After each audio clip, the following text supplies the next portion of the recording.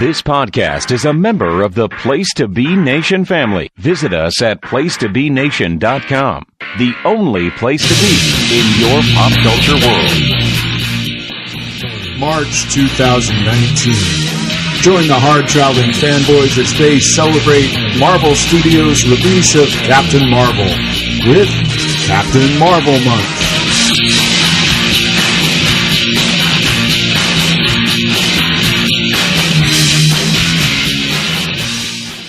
Coming to you live via tape delay from Ho Ho Lun Plaza, Vancouver, British Columbia, Canada, in the L-shaped studio.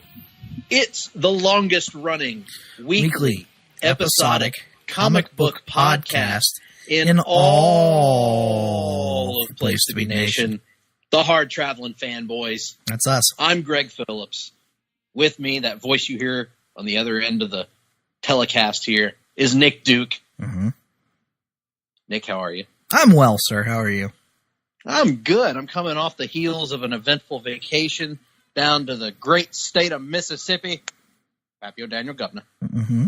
And am back in full force now and have recovered from my remote report last week. Mm-hmm. And I'm back here in the studio, Nick. You can tell that I'm in the studio because of how clear my voice sounds and how it sounds exactly the same as yours. Yes. Did you have any success in carrying the fine genre of podcasting to new frontiers, to introducing it to new potential audience members? I heard you had some fun with that, getting to introduce the concept of podcasting to people during your vacation.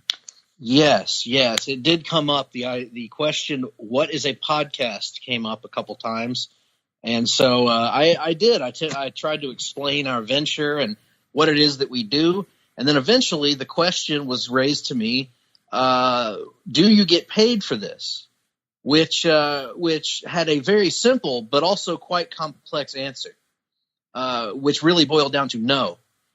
And then it delved into sort of I said, well, but, I sort of have fun with it. It pays me in joy and fun and happiness and time with my friends, which then begged the question, yeah, but what about the money? And I said, well, fuck. I didn't say that, but I thought it. But you know what, Nick? We're not in it for the money. I mean, money is good. We would like to have money. If anyone wants to send us any via, PayPal or even the old mail, that would be great. Mm-hmm. But we're not in it for the money. We're in it for our passion for this business. That's right. It's like JR says, it's always about the two C's, cash and creative. And when the creative is good, you're willing to make some concessions on the cash end. In our case, we're willing to make all the concessions on the cash end. And also to make concessions on the creative. Yes, that as well. But in any event, yes, my trip went well. I experienced some comic book related media while I was down there in the form of arcade video games. Perhaps I'll delve into that a little bit more later on in the show. And it was a fun time. How's your week been? It's been okay. I'm not at liberty to discuss the details of this week. Yes, in a public setting. You have entered. Well, I shan't say anymore. You've entered a unique portion of your civic life. Yes, that is accurate. But nonetheless, we're not here to talk about civic lives. We're not here to talk about any of that other stuff. We're here to talk about comic books and comic book related media. And in particular, we're here to continue Captain Marvel month. And wow, Nick, what timing. We have got a fresh, brand new, exclusive review via Off the Page. How exclusive is it? Semi-exclusive review. Well, technically it's not Off the Page. It's a special edition of Hard Travelers for Hire. That's what we're flagging it as. That's how we're branding it? Okay, yes. Great. Well, let's brand it that way. And let's make it a semi-exclusive Place to Be Nation Pop review from our mouths to your ears. And maybe other places. I don't know how you listen to your podcast. But yeah, that's not really for us to say. Our review of the brand new Marvel Cinematic Universe film, the #1 movie in America, Captain Marvel. Nick, are you ready for this? Yeah, absolutely. I'm looking forward to it. We have you and I have discussed the movie already pretty decently offline, and of course, I've had numerous conversations with people. I've seen the movie twice now, which was a good thing, good opportunity to see how I felt about it, to firm up my feelings about it. So I'm looking forward to discussing it here. Yes. You've actually seen it twice, once in a group setting and once on your own? All by myself, all by my lonesome, which, as much as I love my wife, is still my favorite way to see movies, all by myself. Just like that song from the 80s by that artist. Mm-hmm, that one. All by myself. You know that one? I do know that one, yes. Yes. Now, do you like watching movies by yourself because you simply like to be able to focus on the movie and the story? Yes. Or is it a Pee Wee Herman type situation? A little bit of both, depending on the film. Especially films in the privacy of my own home, it can certainly be the Pee Wee Herman type situation. But typically speaking, I like to be able to just stare at the screen and not be taken out of it by anything whatsoever. If I had my ideal movie going scenario is like being an extremely rich person and just buying out entire theaters where I'm the only person who gets to sit in them, but still getting the theater experience. Yeah, that would be the best thing. But that would be. But I agree. We will talk about that. I'm sure both of my theater experiences were somewhat unique for this particular film.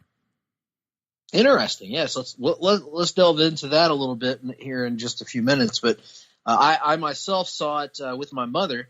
Down in where were we? I don't remember. Malbus, Alabama, if you're familiar with that area. I am, unfortunately.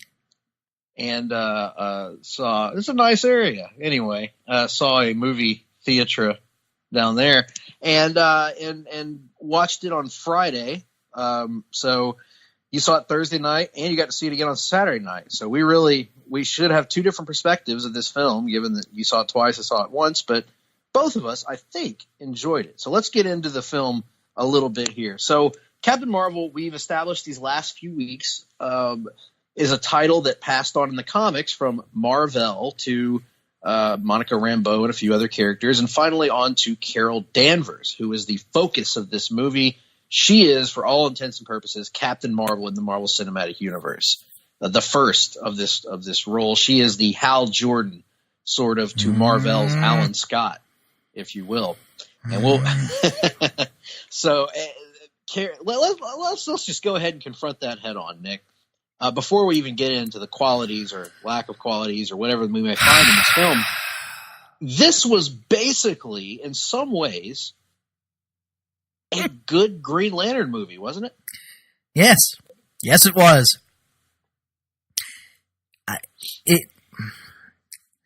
It's crazy because you and I, when we each saw the first Guardians of the Galaxy back in 2013 or 2014, I don't remember when that movie came out at this point. Let's see.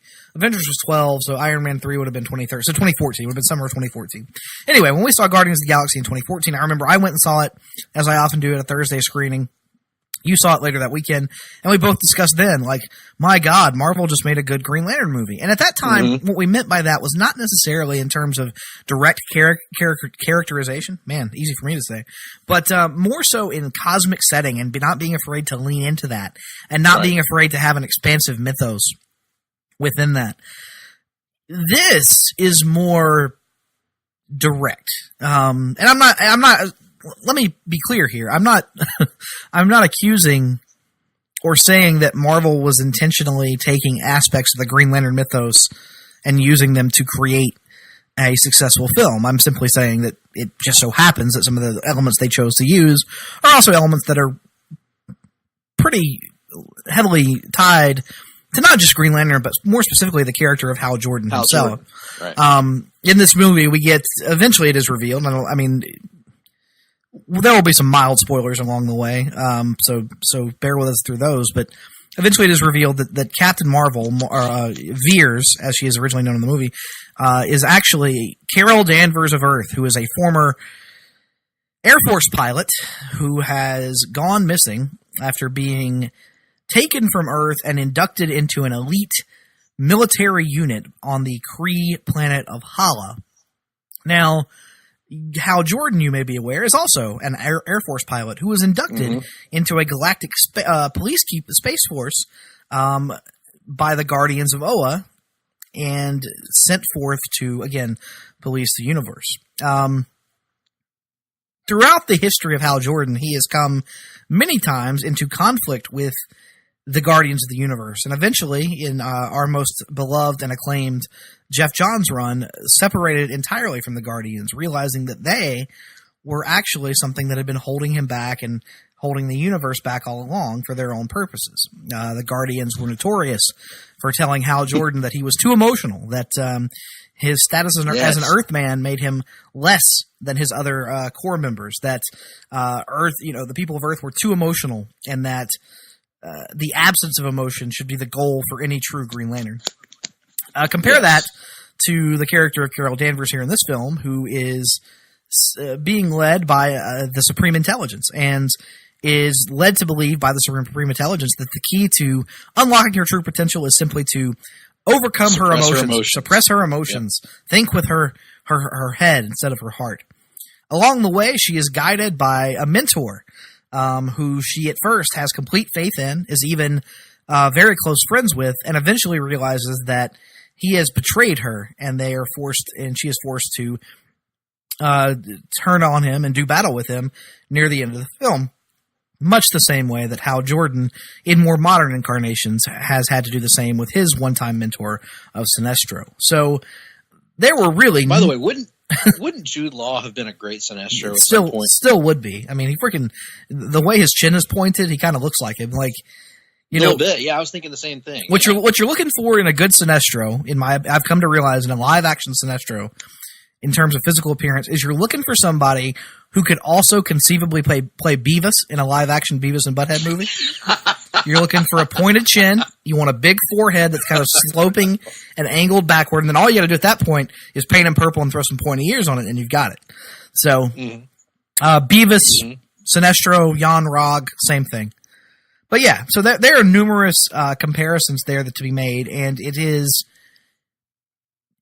We are not, I don't want to speak for you, but I don't think either of us is frustrated by the fact that Marvel, had a character that had some similarities. We're frustrated by the fact that Marvel has once again seemingly seen things and concepts and ideas and executed them to a overwhelmingly successful degree on the big screen that DC does not seem to have an interest in touching on film, and it is endlessly frustrating to us. Yes, they pretty much executed Order 616 on the Green Lantern Corps, and I don't begrudge Marvel at all. I think lots of similarities between lots of characters in both companies, but they just beat them to the punch. They beat them to the punch of showing how you tell this particular story in a much more compelling fashion than what we got in 2000 and 2011, the Green Lantern movie.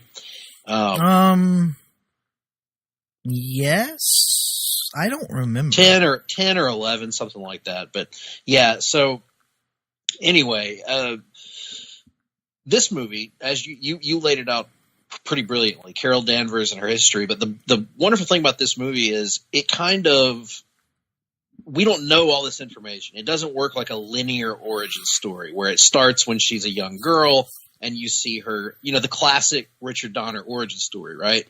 Where you see the person as a kid, you see them as a teenager, and then you see them as an adult. Right.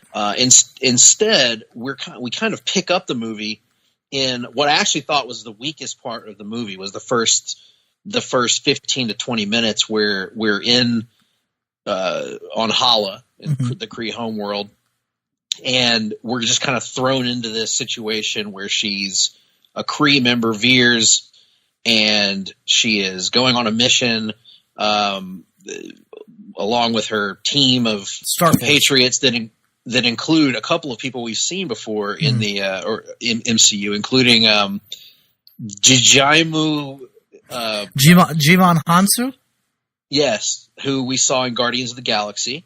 And I believe, wasn't there another character that we saw here that we had seen elsewhere in the MCU? Oh, yes, via a holographic projector, we see Ronan the Accuser pop up. And then he also appears near the end of the film as well.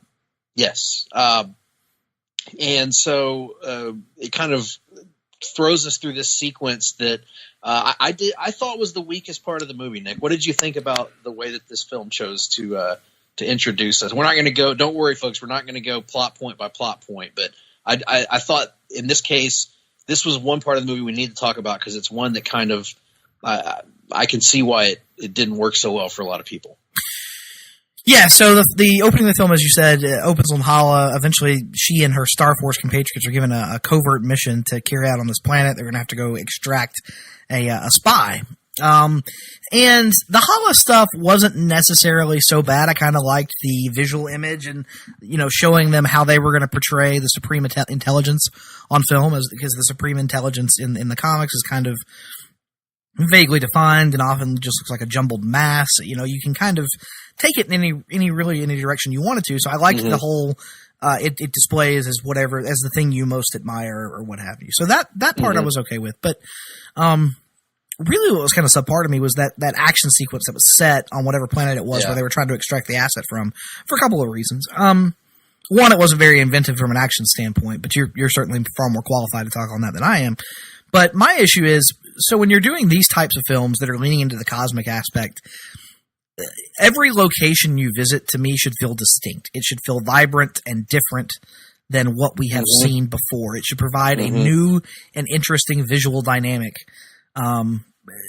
The easy comparison is Star Wars. Like every world you visit in Star Wars, with the noted exception of Tatooine and Jakku in episodes 4 and 7, which the similarities there were probably intentional, but I digress.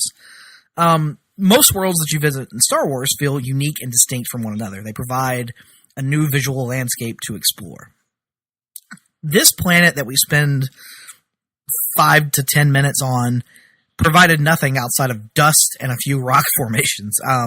It was arguably, and this is covering some ground, but I thought it was one of the least inventive set designs I've ever seen in the MCU, which is disappointing because the MCU in general has had outstanding set design, even in some of its lesser regarded films. So this is one of the first times I've ever watched a scene in the MCU and felt like the set design was lazy. Especially in an era where it could have been so much more, but and perhaps give it something visually distinctive, right? And perhaps that's a nitpick that should not have weighed the scene down as much as it did. But once you combine that with, like we said, the anticlimactic action, not much there from that standpoint. But and another aspect of that kind of bugged is like there wasn't much quirk to the personalities of these aliens that we're encountering. Like, for instance, when you watch Guardians of the Galaxy, Drax has quirks based on his race or based on where he's from. Gamora, same way. Rocket, same way. There didn't seem to be many quirks to these particular the Skrulls and the Kree. Like, the Kree basically seem like humans. And the Skrulls, very similar. Just with, their Skrull appearance. So I was disappointed in that. But the good news is, and this is like an inverted Green Lantern scenario here, Nick. Is it not? Because a little bit, although I was going to say, you mentioned the first 15, 20 minutes of the movie, and you and I, when we talked previously after we both saw the film offline, we talked about how it was a little bit of an inverse Green Lantern movie where the movie really picked up once they got to Earth. I actually liked the bit on the Skrull ship that immediately preceded getting to Earth as well, where she's having to make her escape. I thought that was a fun bit too. Yes, I thought that was good too. I didn't mind that. It was, again, I had the issue with the Skrulls basically being humans in terms of their personalities and how they behaved. Which they later on in the film, I think they kind of get away from that a little bit. Yeah, to a degree, yeah. Yes. I agree, but yeah. So that scene kind of didn't leave me cold necessarily, but I did like it. It didn't. I thought it could have been a little bit better if they had made the Skrulls, talk and act a little more distinctively, but still fun sequence. Once the movie, though, gets to Earth, it really soars. It takes off. And it's funny because with Green Lantern, the best part of that movie is the very small section where they're on Oa, and all the stuff on Earth is, pretty bad. Well, with this, the small section where they're in outer space is kind of ho-hum, but when they get to Earth, it's really good. The movie really takes off, and I'm not sure why that is, but I think a big factor in that is the supporting cast that they put in this movie, particularly Samuel L. Jackson as Nick Fury, who gets utilized to arguably the greatest degree that we've seen him in the MCU to this point. Maybe the first Avengers movie, I need to rewatch it again. But I mean, Nick Fury is a huge part of this movie, and it really just exposed to me how underutilized he's been in the last few years, because he's great here. And that the chemistry, the unexpected chemistry between Sam Jackson's Nick Fury and Brie Larson's Captain Marvel really carries this movie from beginning to end for me. Yeah, I would agree. The dynamic, as you said, between the two, the chemistry between the two is outstanding. And also, one thing that we need to note here is we have talked before about how Marvel has kind of perfected the digital de-aging effect that they have used in numerous Phase 3 and even Phase 2, I guess, with Ant-Man films to this point. And I thought this was the best usage of that technique yet, because Nick Fury is relied upon to be on screen a good bulk of this movie. It is not one cameo and done. He is pretty much in the entire second and third acts of this film. So, outstanding job by Marvel's special effects department on that digital de-aging. The other aspect of this that kind of picks up, and it's one area where I will have to digress. I don't know about you. From our wonderful manager Todd Weber, I thought the '90s references throughout the film were awesome. Added humor to the proceedings, were funny, and were kind of aimed at our target age range. Something for our generation. Yeah, real quick on the digital de-aging, I thought the Nick Fury was the best that they've done to this point on that. And I thought the Coulson was the worst that they've done. To this I would agree on the digital de-aging, because Coulson actually looked creepy to me once with the de-aging effects. A little bit. He had a little bit of that uncanny valley sort of Superman in Justice League kind of look about him, and he just looked off, I guess is the best way I could put it. But Nick Fury looked amazing. With regards to the 90s references, I'm kind of on the middle ground on that. I liked particularly Blockbuster. I loved the cars was a big thing for me. I loved the era accurate cars. The music references I thought were a little heavy-handed at times, particularly jumping all across the decade with the music. And yes, hey, it's the 90s. She's wearing flannel and all that stuff. At times, it was a little excessive, but again, didn't bother me at all. When I was watching the movie, it never took me out of it. I was having too much fun. Like when I was watching the movie, I wasn't sitting there thinking, okay, enough with the 90s references. I was enjoying the movie so much that I didn't care. But I do agree with the manager that it was a little bit excessive and probably could have been done in a better and more accurate way than it was. But again, fun all around. So I enjoyed the pretty much all the Earth stuff with the 90s references included. Blockbuster being included was fantastic. Radio Probably Shack. could have been done a little bit more. Radio Shack, yes. The idea of internet cafes, that was fun. Yes. Loading times, dial-up connections, all good stuff. Yeah. And again, some of the fashion I thought about during the movie was like, I was like, were people really dressing like that in the 90s? Like some of the like group crowd shots of people just looked like people from today. But then if you think about it, 90s fashion wasn't. I mean, it was different, but it wasn't as wild. And you have to remember like the 80s. That you and I, because there are twists and turns along the way involving classic comic book characters that are done a little bit differently. Which one twist in particular, Nick, about a classic Marvel character, I didn't love it like some people did, but I didn't hate it either. It was just kind of, it seemed to me like an unnecessary but ultimately uneventful change that seemed to involve some elements of a character we read about last week, Helen Cobb, right? Yeah, to me it was kind of combining the character of Helen Cobb with another classic Marvel character. And to me, it kind of was warranted and needed, and I'll tell you why. Because that classic Marvel character has never really been interesting in any incarnation. That's true. And so you can sit here and say, well, the only reason they did that is reason X or reason Y. And I will tell you that reason X or reason Y is much more interesting to me than just doing the straight up incarnation of that character. I would rather see more and know more about this version of that character than read practically anything else about the comics version of that character ever again. Yes. But perhaps that is my annoyance from encountering that character through Marvel Age that has built up. I don't know. I don't know. See, I'm kind of, because I didn't find this character particularly interesting either, to be honest with you. Just that she's a mentor character. However, if she would be shown to share more characteristics with Helen Cobb's, I would probably find her more interesting. But that's perhaps to be shown in future movies. However, the other big twist in this movie is kind of subverting audience expectations regarding the villain of the film. And this twist I thought was fantastic. I'm a big fan, Nick, and we've talked about this and gone back and forth on this at times in different movies. Sometimes we're on the same side, sometimes we're not.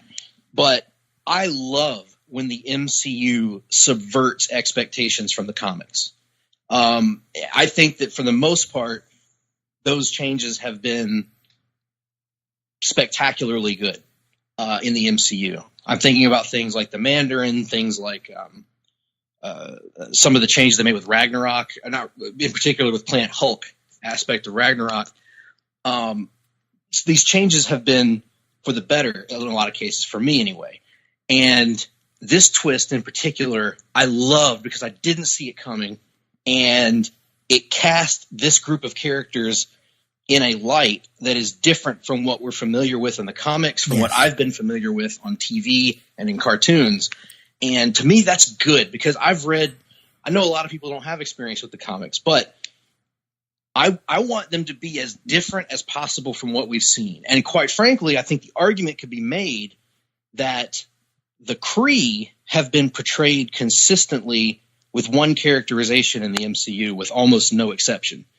And so I want something different from that. And I like what we get in this twist that occurs towards the end of the movie that is showing an alien race that's different and showing establishing something in the audience's mind and then pulling the rug out in a way that doesn't make the audience feel like they've had the rug pulled out. And it's not to say that there can't later be more classic interpretations of those characters on the big screen, because what I think this does, in the case of the characters you're referring to, is it provides a level of complexity and nuance that honestly is often missing from the comic book storytelling, where these characters are portrayed one way and only ever one way and don't really have any room for any sort of subtlety about them.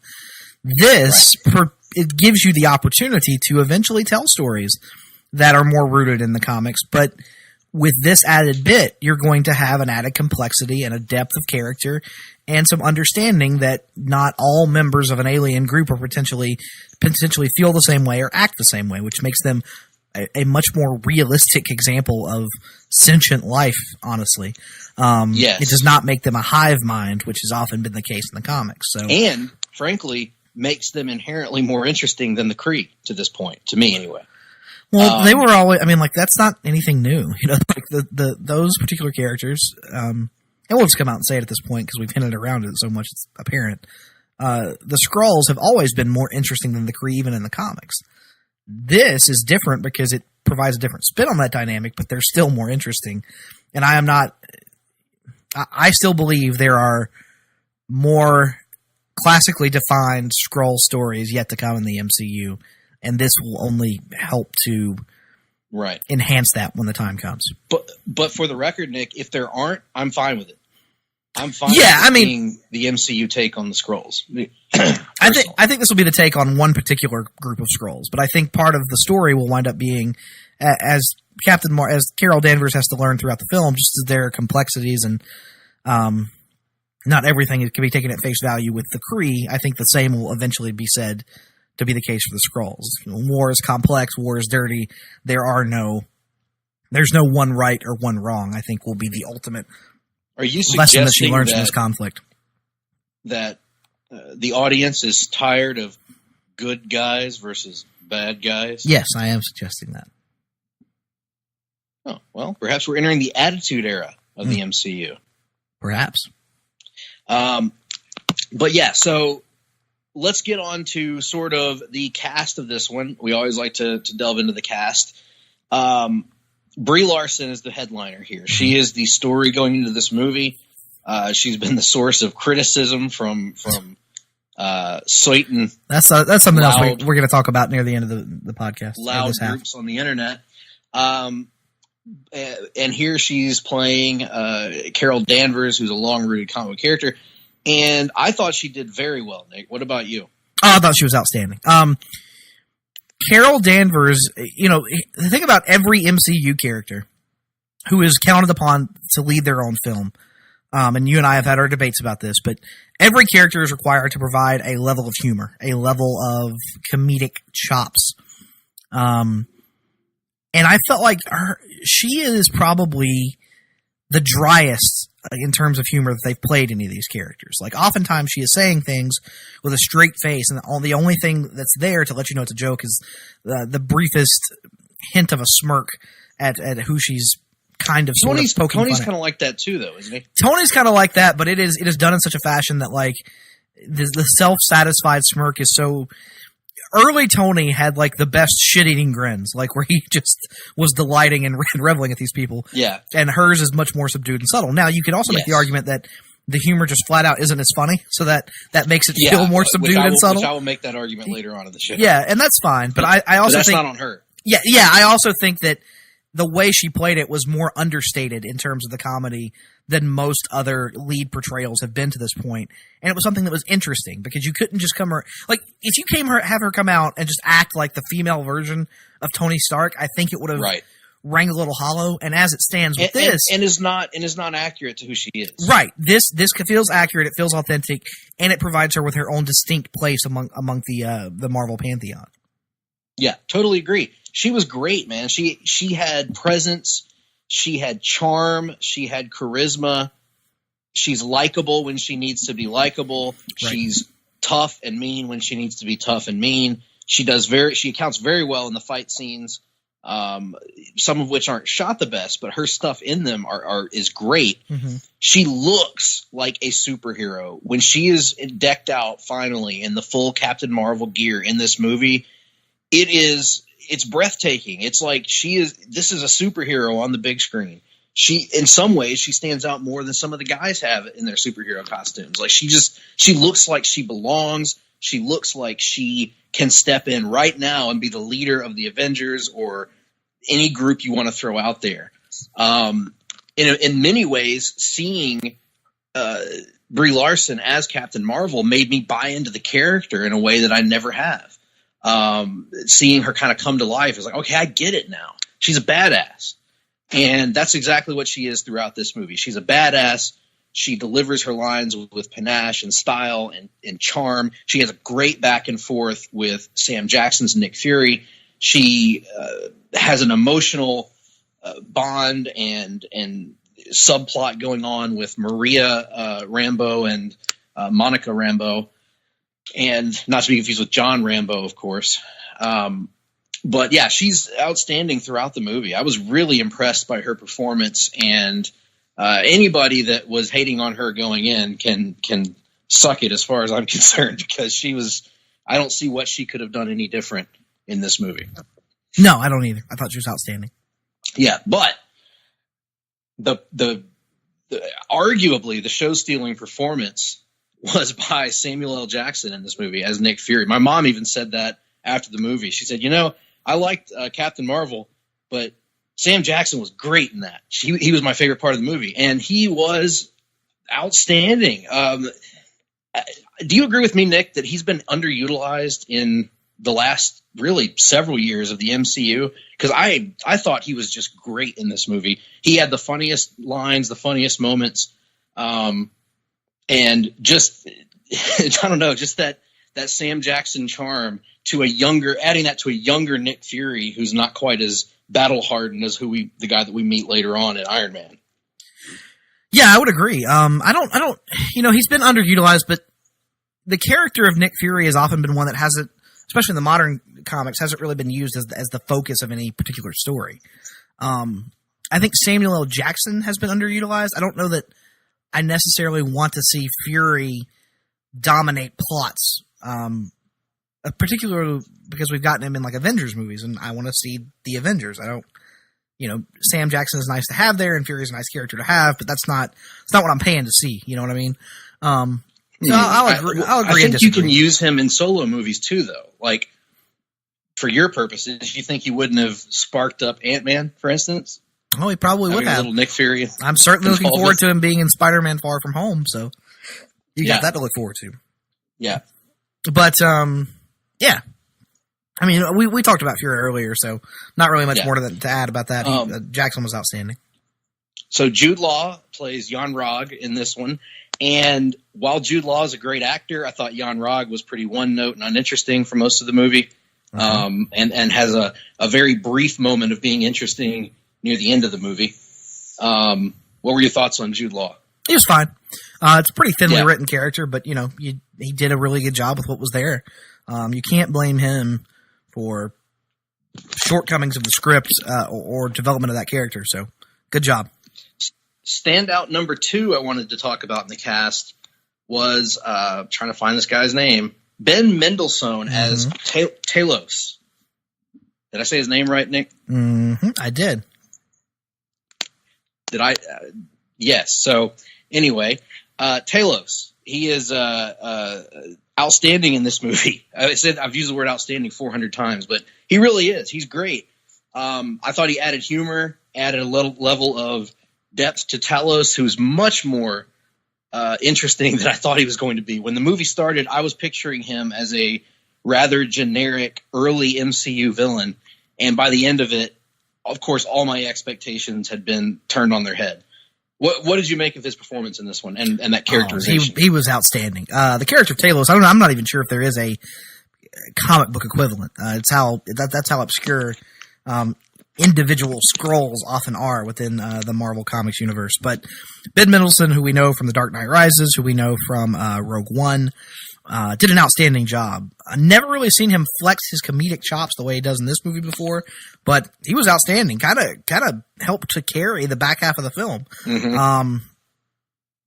All around, I thought he did a great job. I was kind of the most emotional moment, without spoiling it, in this movie involves Talos and his family. So that's what stood out to me, is that he takes what could have been a forgettable one-note side character, and through good writing and through a great performance, makes me and the audience in general care about him and empathize with him in a way that we weren't expecting going in.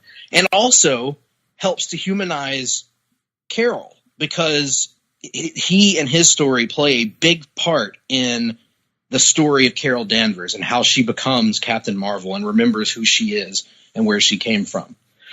We also need to talk about the Rambos, Monica and Maria, who Maria is Carol's friend, longtime friend, and Monica is Maria's daughter, who looks up to Carol as a mentor figure. And Lashana Lynch played Maria, and I thought she was good. And Maria herself was a fine character, not great, honestly. But I thought Monica Rambeau, who I know very little about from the comics, except that she was Captain Marvel at one point, was great in this movie. Let me explain my comment about Maria. I thought that they rushed her subplot a little bit in terms of, I don't know that we got enough of them hanging out and them being friends for me to buy their emotional bond on such a level that it shows in the movie. The acting was fine. There was nothing wrong with her acting. I thought the writing could have been a little bit stronger on her character to give her more of a presence than just being Monica's mom and Carol's friend. But still enjoyed the character. Monica was where the real star was shining, though, in my opinion. She was she stood out on the screen. Great chemistry with Carol. Great scenes with her mom, with Nick Fury, with Talos. I'm excited to see more of her going forward in future Captain Marvel movies, hopefully. Yeah, but seemingly they would have to. We're talking about Monica Rambeau, correct? Yes. They'll seemingly have to recast that actress, so that should be interesting, unless they do the Wonder Woman thing and have the sequels take place in the gap between this film and her next appearance in Endgame, which is certainly an approach they could take. We've got 23 years of timeline to play with as it relates to Captain Marvel, so I wouldn't be surprised at all to see future films explore both the present day and these 2 decades of history they have to fill out at some point. Yep. Any other acting performances you wanted to mention before we move on? None that I can recall. Then let's move on. Oh, Annette Bening. Oh yes, Annette Bening as Marvel. Oh. A marvelous twist in the film. Well, there you go. It's too late at this point. Go ahead. Oh God, we've done that thing that I hate that we do, that we criticize other people for doing, where we, in reviewing a movie, we spoil everything about the movie. Yeah, that's true. So now we have to recast this entire show. But anyway, cat's out of the bag now. I think we've covered the Skrulls as sympathetic comedy figures, and now the Marvel thing is. I don't really think there's any you might as well just turn this into a spoiler review at this point. Yep, that's what we're gonna do. Maybe that's how we'll differentiate ourselves from the other review. Yep. So we're gonna do the spoiler-filled review. Anyway, Annette Bening as Marvel was fine. Good even when she gets a chance. She doesn't get much to do in the movie, but when she's there, she's good. She also, in her scenes where she portrays the Supreme Intelligence, I also liked her kind of haughtiness that that yes. clear level of disdain and looking down her nose that she had towards Carol, which once again reminded me of the Guardians of the Universe and their attitude towards Hal Jordan. My favorite scene involving the Kree in general during the movie was Carol's showdown with the Supreme Intelligence at the end, which is sort of the climactic action scene, really, if you want to call it that, conflict scene in the movie was that showdown. And I thought that was one of the highlights of the movie. And Annette Bening was great in that scene. She was outstanding. They gave her something to do. And I think she sunk her teeth into the Supreme Intelligence because there was more to that than the Marvel / Helen Cobb / whatever they called her in the movie. Character. Lawson, Wendy Lawson, which of course is an adaptation of the Walt Lawson alter ego that Marvel took on during the early years of his time on Earth. Brother, I had no idea Marvel even had a name on Earth. Yeah, nor do I want to know this. At one point, he was Walt Lawson and Marvel and Captain Marvel, all as 3 distinct identities. Now, I'm taking it this was before Rick Jones and he started switching places. Yes, before he and Rick Jones came to know one another more intimately, yes. Ah, yes. Well, so, no, I thought Annette Bening was good. The action, which is really, something that Marvel has improved tremendously in their movies over the years, particularly their last few Avengers movies, the last 2 Captain America movies, Ragnarok. The action scenes have been getting better and better. And happy to report that for the most part, no exception here. The hand-to-hand fighting scenes in this movie were fine. There were nothing to write home about. I was about to say, as much of a hard-on as you have for the hand-to-hand fighting, I have an equal hard-on for space battles, for dogfights, and Star Wars-like over-the-top action.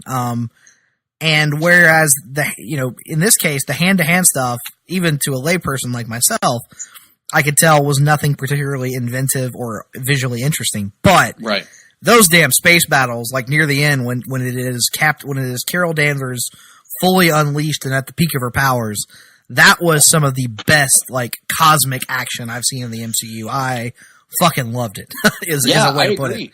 I agree. Yeah, and the interesting thing is we talked about Guardians of the Galaxy having the same philosophy or the same sort of effect of the Star Wars movies in terms of giving us unique civilizations and planets and things like that. However, I would argue that from an action standpoint, this is the closest that the MCU has felt to Star Wars, to me, because whether it's you talked about the scene where she flies out into space and she's doing battle with the Kree warships. Yes. And particularly Ronan's ship and everything like that. Just flying through them. I mean, just wrecking all kinds of shots. Just wrecking shots, shooting photon blasts. It looked awesome. It looked like a Green Lantern movie should look. However, I want to call attention to the dogfight in the canyon. Yeah, through the canyon, which reminded me of Star Wars. Yep. Both the original Star Wars film and the Phantom Menace. Mm-hmm. It was a breathtaking sequence that stood out to me above everything else in the movie from an action standpoint, simply because we've not seen anything like it in the MCU. It was different. Mm-hmm. It was distinct. It was it was more of a serious, thrilling take on something like, Guardians of the Galaxy 2 giving us the Galaga sequence when they're doing which was a great sequence, but this was a more classical space opera dogfight. And man, it was fun. It was so good. It was like combining the best elements of a movie like a Top Gun with Star Wars, and just a really, really great aesthetic to that part of the movie. I loved all of that stuff. Anything involving action in this movie that wasn't just hand-to-hand combat was great. Car chase sequences, the sequence on the train comes to mind. All this stuff was outstanding. So big fan of the action in this one, Nick. Absolutely. So I guess that brings us to the writing on this one. And I do want to talk about the writing. By the way, while we're talking about the action, director on this one, this was directed by Anna Boden and Ryan Fleck. They are known for the movies Half Nelson, Sugar, It's Kind of a Funny Story, and Mississippi Grind, none of which I've seen. But thought they acquitted themselves pretty well from a directional standpoint. I've seen some criticism of the way the movie's put together. Frankly, outside of the beginning, I don't get that. I thought it was very well put together, very well shot. Yeah, I think some people have taken issue with the non-linear structure of it and have said that it was only something they did just to get away from the typical origin story formula, that it didn't really serve much of a purpose in the film. I don't agree with that criticism, but I don't either. I think it was refreshing for that reason, actually. Because I'm so burnt out on origin stories in general, but this was as well handled as possible, I thought. Now, the screenplay was by Anna Boden, Ryan Fleck, and Geneva Robertson Dworet. The story was by all those people, plus Nicole Perlman, plus Meg Lefevre. So Dan Lefevre, former Central Michigan quarterback. I got a Lefevre. Mm-hmm. But all of these, what I'm saying is all these cooks in the kitchen from a writing standpoint, I thought reared its head a few times in this movie. It did, but I think we need to be honest. At this point in the MCU, screenwriters and directors are important. I'm not sitting here and saying that they aren't, but there is one clear creative direction as it relates to the Marvel Cinematic Universe, and people are being hired to carry out that direction. It is not, right.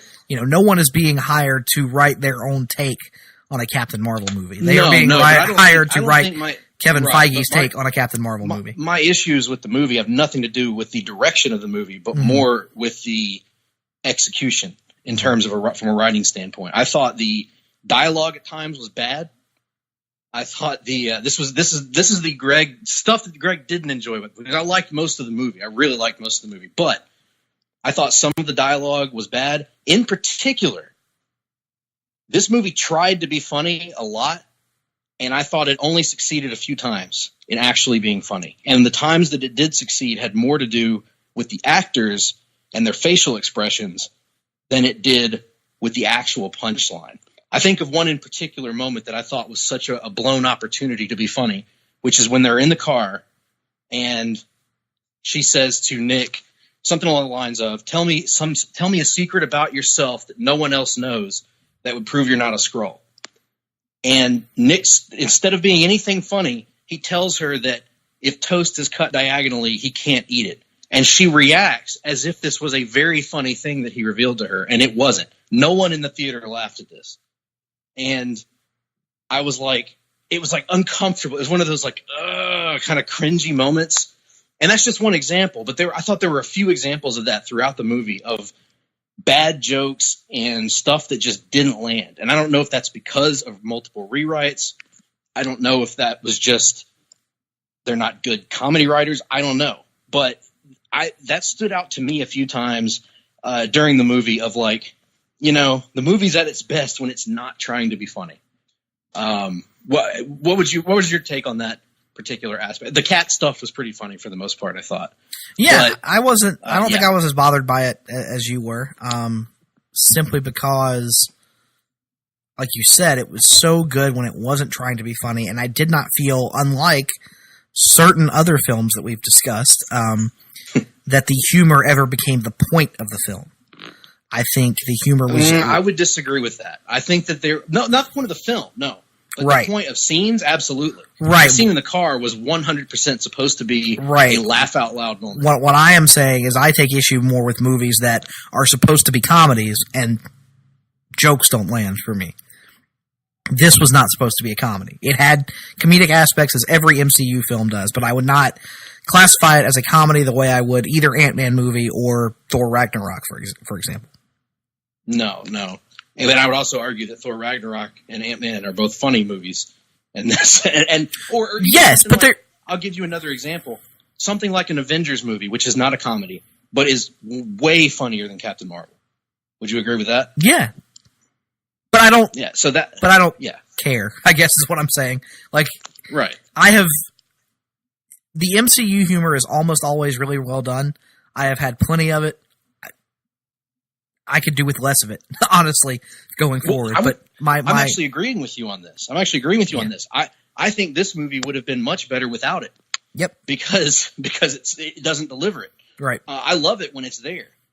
But the problem is when a movie tries to deliver it and doesn't, I think is a much bigger problem than when a movie just doesn't try to do it. Right. And then there were just other dialogue exchanges that I thought were awkward during the movie. A lot of exposition at times. Which is different. I mean, it's one of those things, kind of like the first Green Lantern movie, you know, which we've debated the merits of many times. It's when you're setting up such an expansive mythos, because I mean, much like Green Lantern, you've kind of got to do a lot of world building really quickly in this film. Yep.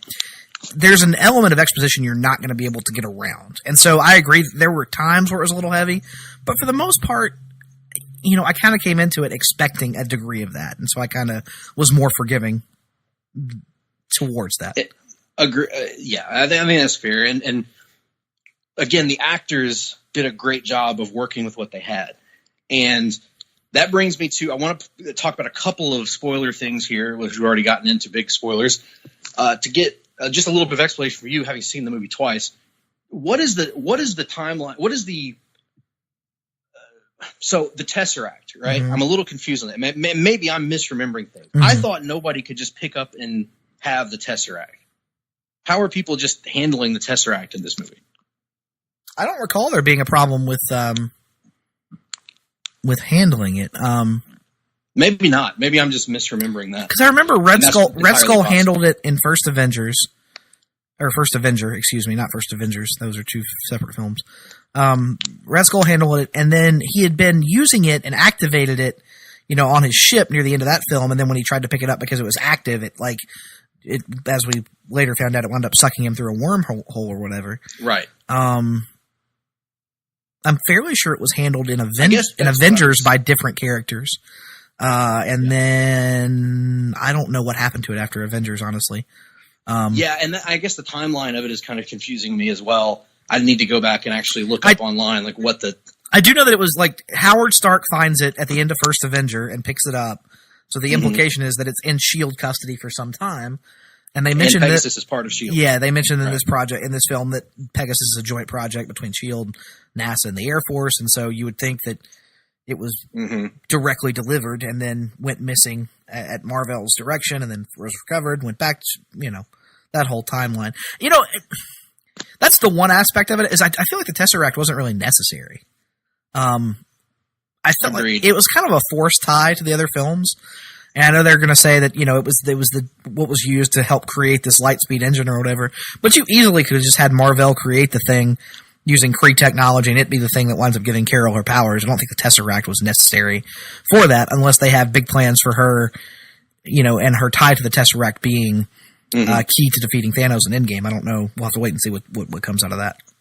Right, yeah. But it didn't. I mean, I thought it was kind of all that being said, I thought it was kind of a cool nod. Like, I thought it was like, okay, here's a stronger tie to the MCU. It didn't bother me. It's just funny to me that, like, the Tesseract, that's their one that they, like, they're how many Infinity Stones, and it took us forever, but the Tesseract's been in, like, 5 movies at this point. You could have chosen something else, but, whatever. That's a nitpick. But no, right, yeah. No, and overall, the movie was so fun and so dynamic. And the scene involving the cat, Goose, all those scenes were great, were really funny. And the mid-credit scene in this movie, I want to point this out. This is one of my favorite mid-credit scene or end-credit scenes in any Marvel movie. It is on par with the I guess I'll have to do it myself from Civil War. I think that was Civil War, or was it Age of Ultron? I forget. Maybe Civil War. I don't remember. Anyways, where Thanos puts on the Infinity Gauntlet for the first time. Yeah, it was on par with that because, like, again, not being a huge fan of Carol Danvers from the comics, not even really knowing that much about her, I am already like, when she showed up in that mid-credit scene, I was like, oh, Thanos is fucked. Was my instant reaction. That was the most, like, it's weird to say this, Nick, but that was probably the most DC moment in a Marvel movie to this point. Yeah. Not DC movies, but DC comics. Yes. Was that not like when you're reading a DC event and either Batman or Superman or Wonder Woman shows up and it's like everybody else just stops and stares, Yes. Like it was almost like a minuscule encapsulation of that moment that we talked about at the end of Infinity War when Thor shows up. Yes. To save them in battle.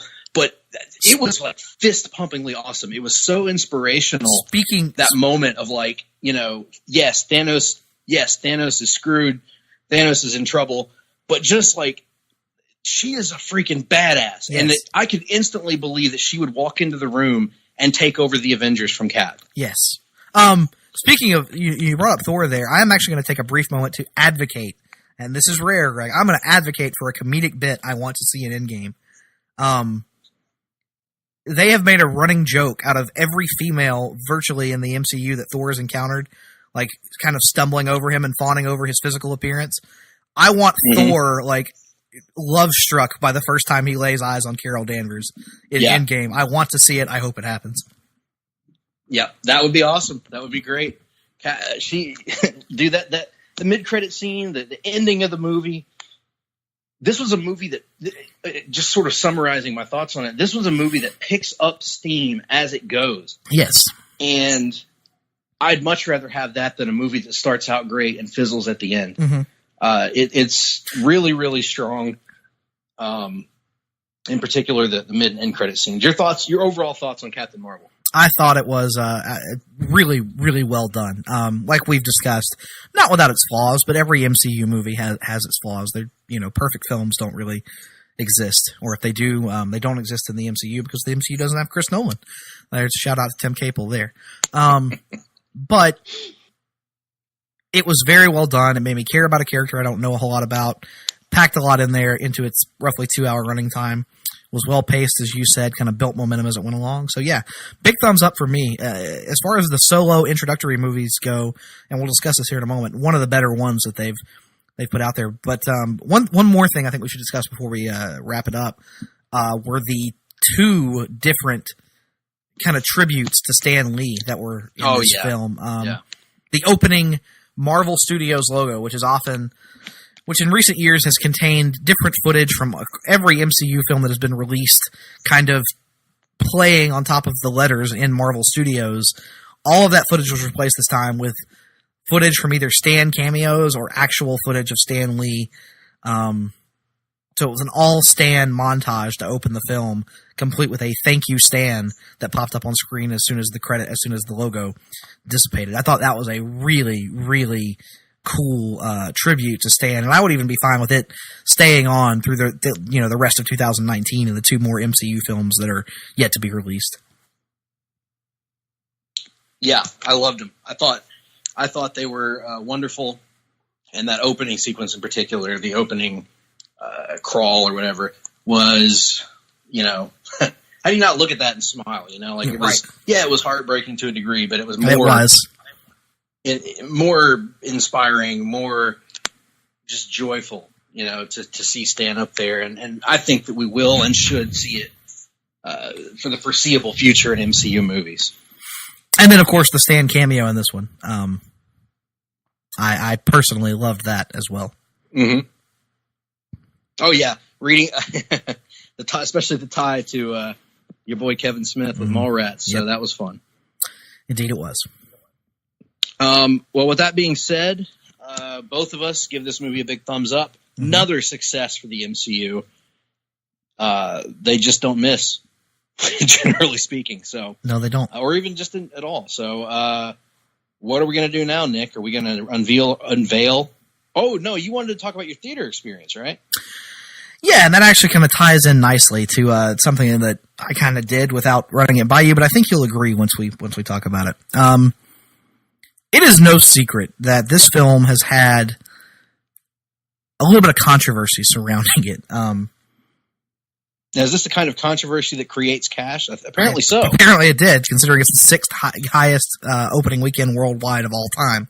So congratulations, angry white men, at your ability to really hurt this movie financially. I'm not really sure what it is, Greg. Like, I remember there being a small amount of this, or a smaller, I should say, amount of this when Black Panther came out. But there were a lot of people who were just very upset by this film and its perceived feminist agenda as it was preparing to be released. What is your perspective on that? I'm genuinely curious because I don't understand it. Like, I don't understand where it comes from or what it... They had not seen the movie, and it was just assumed that because it featured a female, it was going to be feminist in nature, which it wound up being, but that's... Yeah, but I don't think it there was nothing in that movie that felt... at no point during this movie did I feel like they were beating me over the head with any kind of a message or a, quote, point. Right. There was no... They were sending a message that women can kick ass as much or more than the men, and they were doing it in a very nice, subtle way. There weren't a lot of, men are so stupid and women are so awesome bits of dialogue in there. They just showed you through the story of how they gave us strong male characters, strong female characters, people of different race. This was one of the most inclusive movies that Marvel has done to this point. Mm-hmm. And for once, to some people, right, for once, it was refreshing to see Marvel present a strong woman lead character in a movie. It's long overdue. And that's that aspect of it. I did not sense any sort of agenda in there, but if it was there, it was handled with such class and precision that it wasn't like some of the bad Supergirl episodes where even we've been like, all right, we get it. We know the point that you're trying to get here. You don't have to be so... And you don't have to be so blunt with the instruments, so to speak. And it must be pointed out that pro-woman does not mean anti-man. And I think that assumption has been made by many individuals. Yeah, so I think there's different subsets of people that I've encountered who have been upset about this film before it even comes out. Right. Number one is the people who are upset about an interview that Brie Larsen did that has been blown way out of context, where she indicated that she wanted to see more women movie critics and not to see as many white male movie critics, which there are an astronomically large amount of white male movie critics. And her comments were blown out of proportion to the degree that it was turned into she doesn't want white men to see the movie Captain Marvel, which I could be wrong, but I don't believe she ever has said. So that's one group of people who are taking a comment out of context because they probably want to take that comment out of context, for the record. Number two is a group of people who hate the idea of Carol Danvers as Captain Marvel in the first place. These are hardcore comic book fans that believe Carol Danvers should still be Miss Marvel, and that changing her into Captain Marvel was a, quote, SJW move, end quote, from Marvel. God. Yeah. And they've never accepted her in that role, and they don't like her character, and they don't like that move. SJW, bro. So, and then the third subset of people that I've encountered that were negative towards this through the movie is a group of people who resent the very idea of that are so, let me put it this way, that are so paranoid that they resent the idea of a woman-led superhero movie because they feel that it will be some sort of attack on them personally or on their subset of white male nerds. We've encountered this in comics as well, Nick, constantly, comic book fans. But it also applies to movie fans as well that are very threatened by everything not being catered directly to them. Yes. As the majority of pop culture has been throughout history. Yes. So, and then there's a fourth subset of people who, I wouldn't include with any of those other people that are probably paranoid about the idea of this being a movie that you are not allowed to dislike.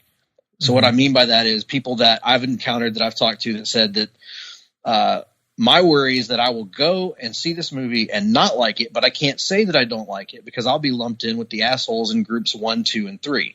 Which, I mean, not to put you in an uncomfortable position, but you expressed that you felt that way to a degree about The Last Jedi after it was released.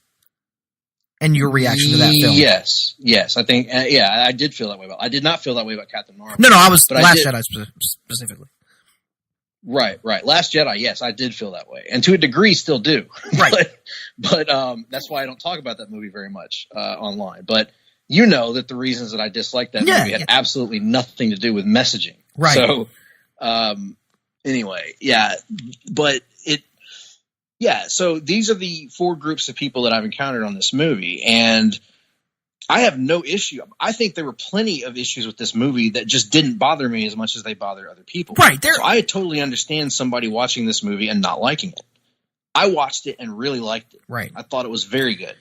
The problem is when people prejudge a movie based on their own paranoias and their own biases or their perception of other people's biases against them. Mm-hmm. And it creates this us versus the world mentality. Oh, there's a fifth group of people that I didn't even mention that I see more on Twitter than anywhere else, which is hardcore DCEU fans. Oh, God. Hate the concept of this movie for some reason. It seems. And well, they are also those people, the hardest of the hardcore, the most extreme of those DCEU fans are also convinced that Disney is paying movie critics to give Marvel movies artificially inflated positive reviews. And I would again point out that of the DCEU films, Man of Steel forward, every Marvel movie has been better than almost every DCEU movie. Right. It's and also we have seen that Wonder Woman, and if you, I don't want to say this because I don't always agree with the critics. But the movies that have been good have gotten good reviews. Typically, yes. Generally speaking. Mostly good reviews, right. Anyway. And there are always exceptions. And you can't account for taste and for, people's... it's all subjective. I don't really care that much about what movie critics think about the movies that I like or don't like. No, I don't either. But it is a pretty unprecedented run of success, though. I mean, right. people grasping at, well, they must be paying them to give them positive reviews because not all of them are good. They kind of all are, though. Like, we've talked about that. Even the worst MCU movie, no matter which one it is on our respective lists, is good. Like, it's a good movie. I could watch it. If it came on TV, I'm not going to turn the channel. Right. You know, like, it's not like I would if a bad movie came on. But again, it's an unnecessary segmentation of the audience because there is no DCEU versus MCU battle. That doesn't exist. No. That only exists in the minds of a very small. And if you wanted to create a battle and you are on that hardcore DCEU side, it is not a battle you want to be in. Let's be like, it is no contest. It is what it is. Like, it's. And if you prefer the DCEU, that's fine. But again, you shouldn't let that affect the way that you perceive every Marvel movie come out. Like, there's this idea that I see this perpetrated online that MCU movies are all comedy. They're all light fluff. They don't mean anything. They have no value. They have no. Or they're all the same, which is a view that you and I have disagreed on to certain levels. Not saying that you think they're all exactly the same, but you have criticized an element of sameness about them. Yes, and I would agree that I think that recently that's changed. I think the early movies very much had an element of sameness about them. But good. The sameness is not necessarily inherently bad. Star Wars has an element of sameness about the movies, and that's not necessarily bad. I would argue that Last Jedi, diverging from that, hampered my enjoyment of it. But that being said, the MCU, they are different, especially in recent years. I think the inclusion of guys like James Gunn and Taika Waititi helped to give a different dynamic and the Russo brothers helped to bring a different dynamic to the MCU, where they feel like the same universe but distinct movies. And yeah, go ahead. Sorry. No. So, but no, there is a divide amongst the films that the MCU movies are all.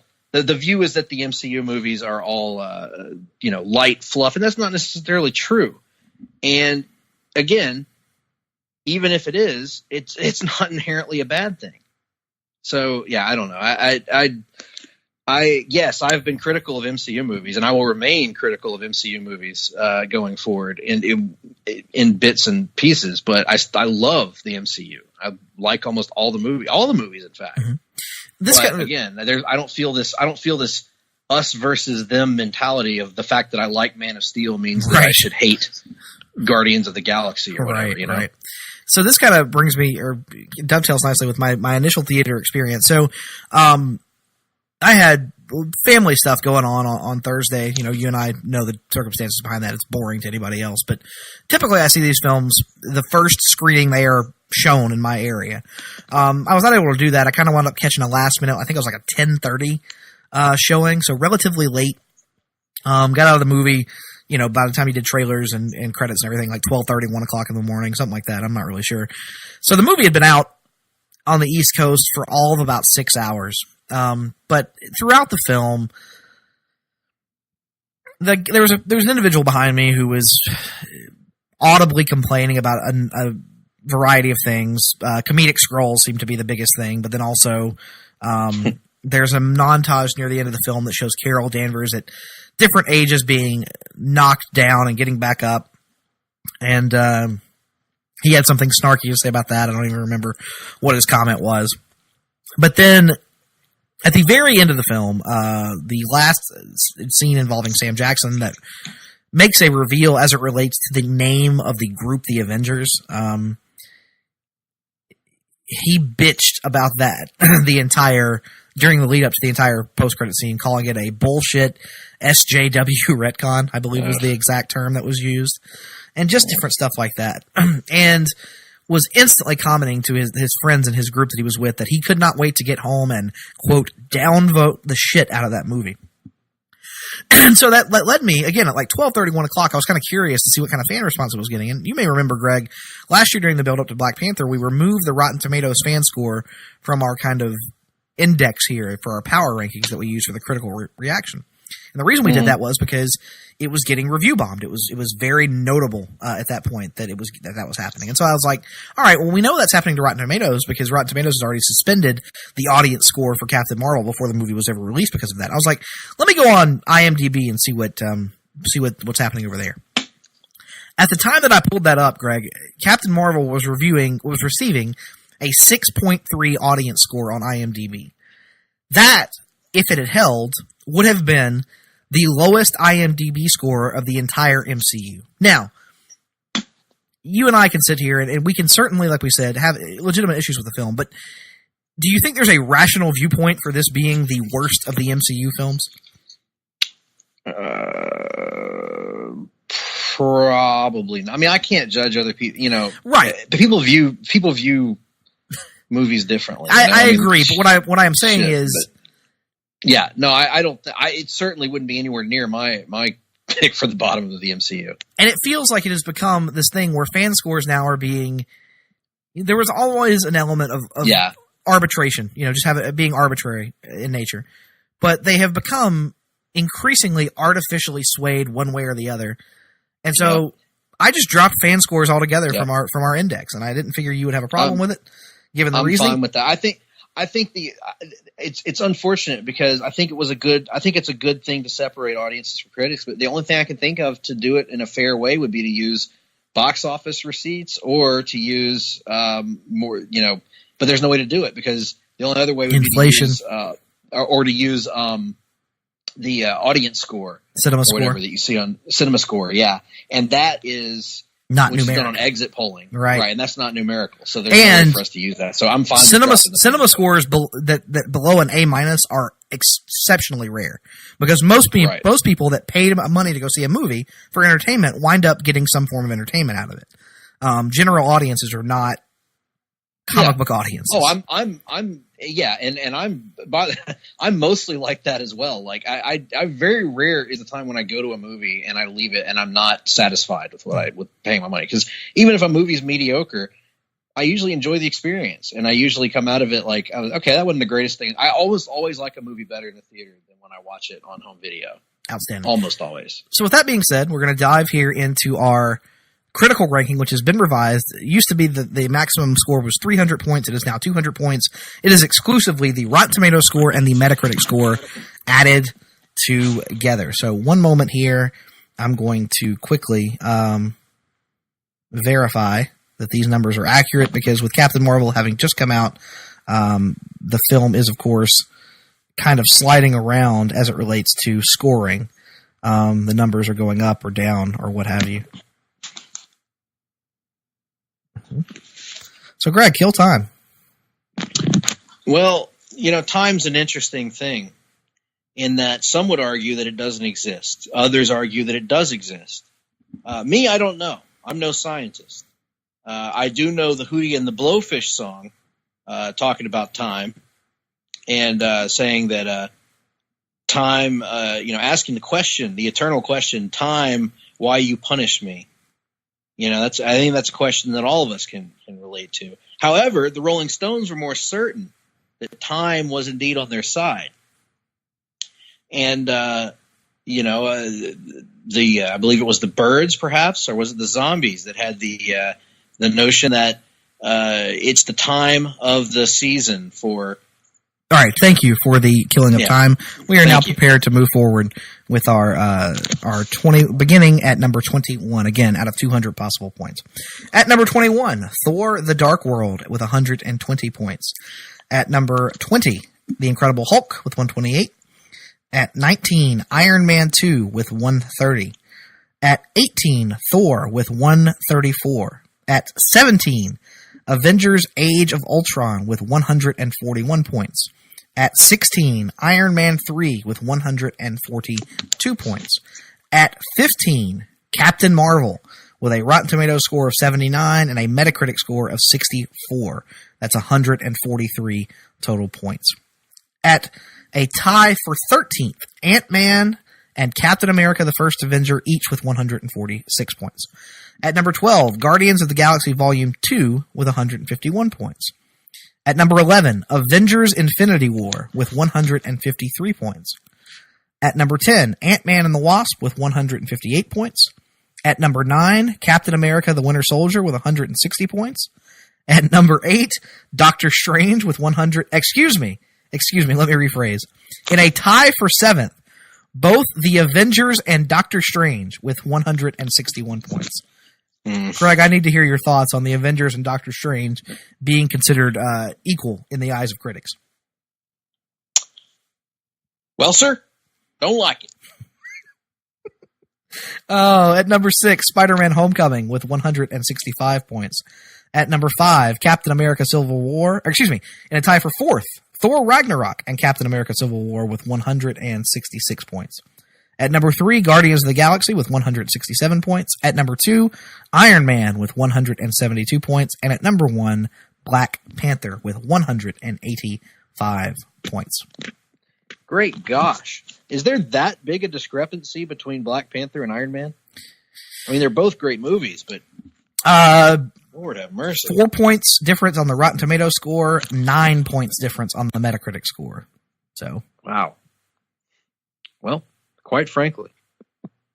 Mm-hmm. All right, Nick, let me go first on this one, on our personalized rankings, and I'll try to get the numbers right. There's 21 films, right? 21 films, yep. All right. At number 21, with a bullet, I have Doctor Strange. At number 20, I have The Incredible Hulk. At number 19, I have Thor: The Dark World. At number 18, I have Thor. At number 17, go ahead. I have Captain America: The First Avenger.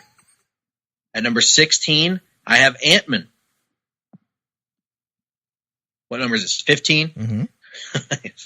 I have Spider-Man: Homecoming. At number 14, I have Captain Marvel. At number 13, I have Ant-Man and the Wasp. At number 12, I have Iron Man. At number 11, I have Iron Man 3, apparently. At number 10, I have Iron Man 2. At number 9, I have Avengers: Age of Ultron. At number 8, Black Panther. 7, Guardians of the Galaxy. 6, The Avengers. 5, Thor Ragnarok. 4, Guardians of the Galaxy Volume 2. 3, Captain America the Winter Soldier. 2, Avengers: Infinity War. And at number 1 still is Captain America Civil War. There you are. You did well that time. You know, you didn't stumble over the rankings as you often have in the past. So, in any event, now on to a far more accurate list. At number 21, I have Ant-Man. At number 20, I have Ant-Man and the Wasp. At number 19, I have Iron Man 3. At number 18, I have The Incredible Hulk. At number 17, I have Thor: The Dark World. I have Doctor Strange at 16. Iron Man 2 at 15. Thor Ragnarok at 14. Captain America: The First Avenger at 13. I have Thor at 12. I have Captain Marvel at 11. Just there in terms of that top 10 cutoff. At number 10, I have Black Panther. At 9, I have Iron Man. At 8, I have Avengers: Infinity War. I have Guardians of the Galaxy at 7. Guardians of the Galaxy Volume 2 at 6. Spider-Man: Homecoming at 5. The Avengers at 4. The Avengers: Age of Ultron at 3. Captain America Civil War at 2. And still my number 1. Especially, I did a recent rewatch of this and loved it just as much this time. Captain America the Winter Soldier is my undisputed number 1. Very good. Indeed. Well, with all that said, with all that rigmarole over, this very long episode of the Hard-Traveling Fanboys rolls on right after this break. Promotional consideration paid for by the following. Place to Be Nations, JT Rosero and Chad Campbell here. We want to let you know that we have over 24 podcasts available on iTunes, Stitcher, Google Play, and PlaceToBeNation.com. We now offer them to you on 2 great feeds. On the Place to Be Nation Wrestling feed, we dive into topics running the gamut from today's WWE to the glory days of yesteryear and the ins and outs of the territory days. In addition to our full-length shows, we also deliver to you special pod blasts on topics old and new. The Place to Be Nation Pop feed is a veritable treasure trove of great content. Offer tremendous shows covering the land of movies, television, life, comics, and sports, brought to you by the most knowledgeable and insightful folks in the podcast world. You can find all these great shows, plus archives of our past podcasts from over the past 8 years as well by subscribing to both feeds on iTunes. And while you're there, be sure to rate and leave feedback as well. All of these shows, plus others, available on PlaceMeNation.com, where we cover pro wrestling, sports, movies, comics, plus in-depth search projects, and much more. Be sure to support our site by using www.PlaceMeNation.com/Amazon when doing your online shopping. We want to thank our friends at Boneheads Wing Bar, ProWrestlingOnly.com, and TheHistoryOfWrestling.com as well. Be sure to follow us on Facebook, Twitter, Instagram, and Tumblr. PlaceMeNation.com, the only place to be in your pop culture world.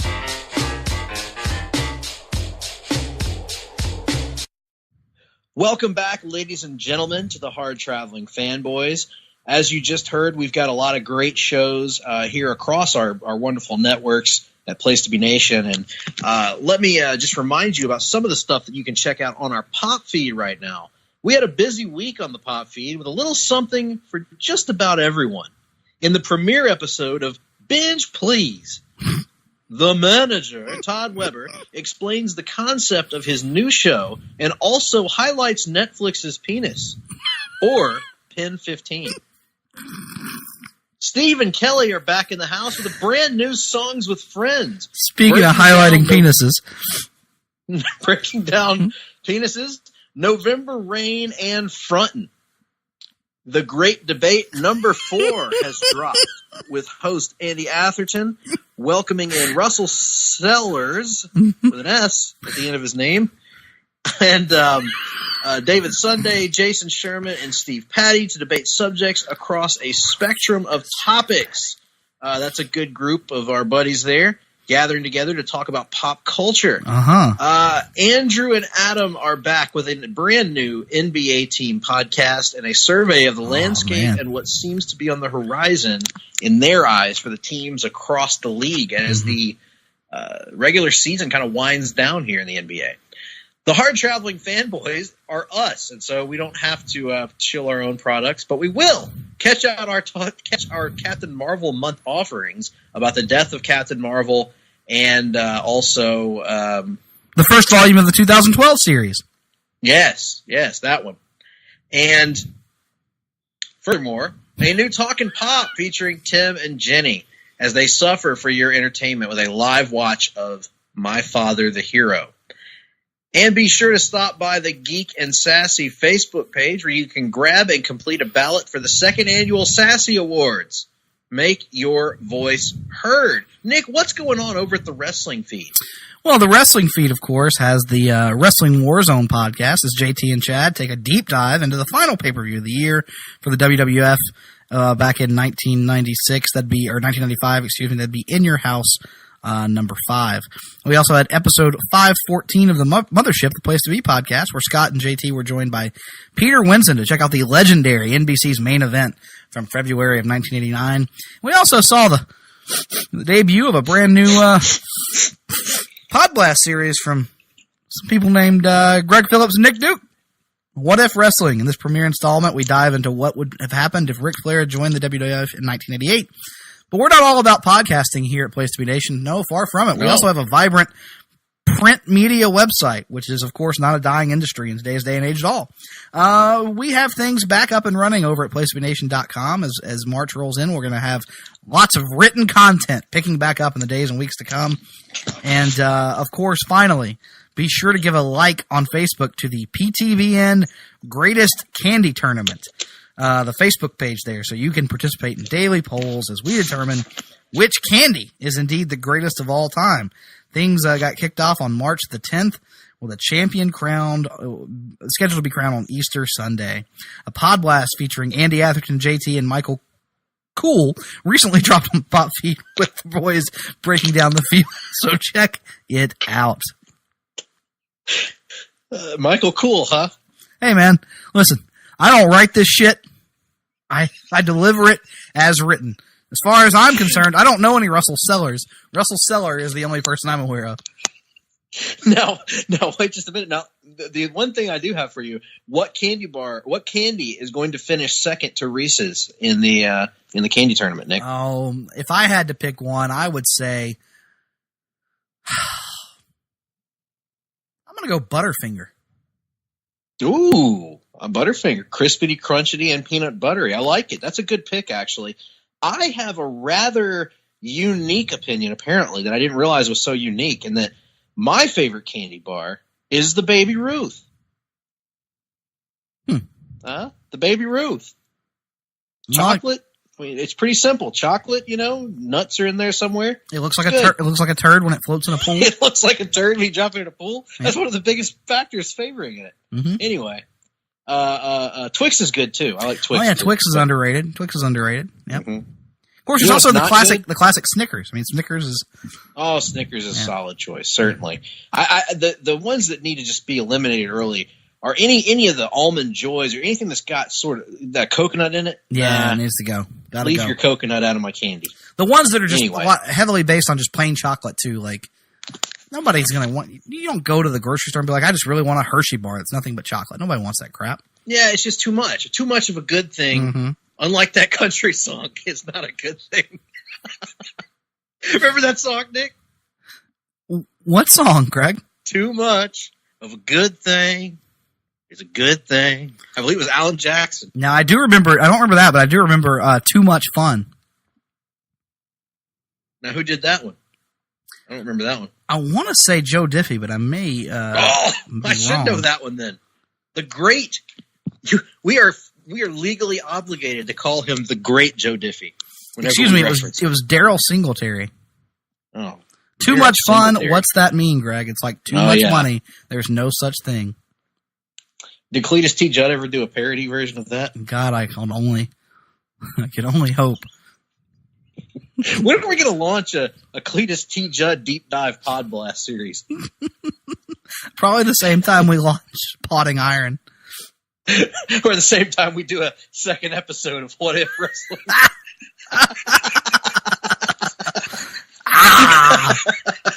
Oh, he did make a comeback recently. Last year he made he came back with a song called "Weights Going Up Down," and it was intended to be a parody of.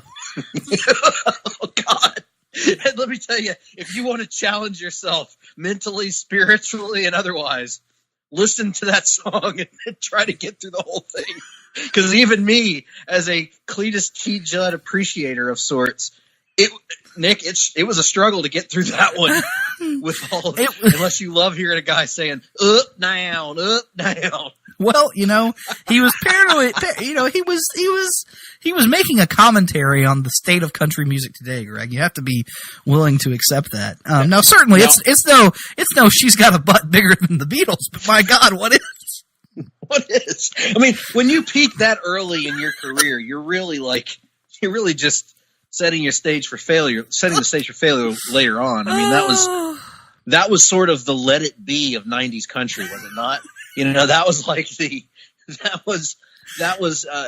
his Rocket Man or let's not also forget Bohemian Rhapsody. Let's not also forget refried beans, and of course, I don't mind. And of course, his parody of Drinking Problem, Stinking Problem. Has there ever been anything we've discussed as often on the show that so few people can appreciate as Cletus T. Judd? When he gets his Rami Malek-led biopic made about him, it's going to be called "Butt Bigger Than the Beatles." Well, we need to hurry up and do it before Guy Fieri dies. That's the problem. Oh, what are we even on about? What does this have to do with Captain Marvel month or comic books at all? Nothing. All right. Well, let's move on to our weekly look at the news and notes in the world of comics. A little segment we like to call the Rundown. Welcome to the Rundown. And the biggest news, we thought, coming out of these last 2 weeks, at least in our world for comic books, was some rather bittersweet or just bitter news for us. As anyone who's listened to us for a long time knows, Since our very first episodes of the Hard-Traveling Fanboys, Arrow has been our sort of number one top comic book ongoing show. It's been the one that's been there every season for us. We've often said when it's on, it's by far our favorite of the DC shows. And unfortunately, all good things must come to an end. And we found out this past week straight from the horse's mouth from Stephen Amell that Arrow will end this fall with a 10-episode final season. Reading the statement the statement from Stephen Amell on Twitter, playing Oliver Queen has been the greatest professional experience of my life, but you can't be a vigilante forever. Arrow will return for a final run of 10 episodes this fall. There's so much to say as Scott Steiner makes another entrance in my apartment here. For now, I just want to say thank you. And he further elaborated in a Facebook Live video that I would not recommend watching as it's very emotional, that essentially this was his decision, that he came to the producers last season, I believe he said, maybe early this season, and told them that he wanted, actually it was last season, because he came to them and said that he wanted to bow out gracefully after what became this season. But that he wanted the show to continue. However, the producers got together. They mutually agreed that there is no show without Stephen Amell. And so they wanted to bring the show to an end. So they got together with Amell, talked to him, and they all agreed to do this 10-episode final season to wrap everything up. He was very emotional about this because there's a lot of great actors on the show, a lot of writers, a lot of producers, a lot of behind-the-scenes people that are invested in this. But he made the best decision for him. And, you know, like he said, you can't be a vigilante forever. You can't keep doing these stunts forever. You can't keep dressing up in the costume forever. So probably the best move that he can make for himself. But, man, it sucks for us fans because I actually thought that the show kind of, after dipping in season 4, as we talked about, I really had a creative renaissance in seasons 5 and the latter half of season 6. And has been very good this year as well. So big bummer, Nick. I don't know that I've still fully grasped the concept because the show's still going strong. But this time next year, we will no longer have Arrow to discuss your show. That's true. Although he did say that he was not going away forever. And he said that anyone who has watched the Arrowverse over the years would know what that means. So perhaps our worries about killing off the character are unfounded, but it could all just be a smokescreen. We'll have to wait and see. But yes, this is tough news, even though I understand it. Like the last thing I want is for the show to go on and not have a defined endpoint in mind, and then CW pull the plug and you have rushed ending that doesn't feel built to or earned. And this way, at least, the writers now have a year to focus on telling that story, getting there, and whatever that means. The worst, you don't want any show to overstay its welcome. Obviously, as a fan, you hope it goes on forever. But also, you don't want a show to become The Walking Dead, where it becomes a parody of itself over time and seems to go on in spite of itself. But it does suck, and we will certainly be dedicating a theme month to Arrow within the next calendar year. No question about that. We've got to talk about the details of what we're going to do to celebrate this show, and when time comes, we will. But for now, we're going to enjoy the ride. It's been a good season, and hopefully will continue to be one moving forward. The other big news coming out of Arrow is a casting announcement that is really fun for people, I think, that are in the geek culture, if you will. And that is that former Ghostbuster Ernie Hudson, who, of course, played Winston Zeddemore, will be playing an as-yet unnamed role in CW's Arrow, according to Deadline. He will play a 4-star general assigned to the Defense Intelligence Agency.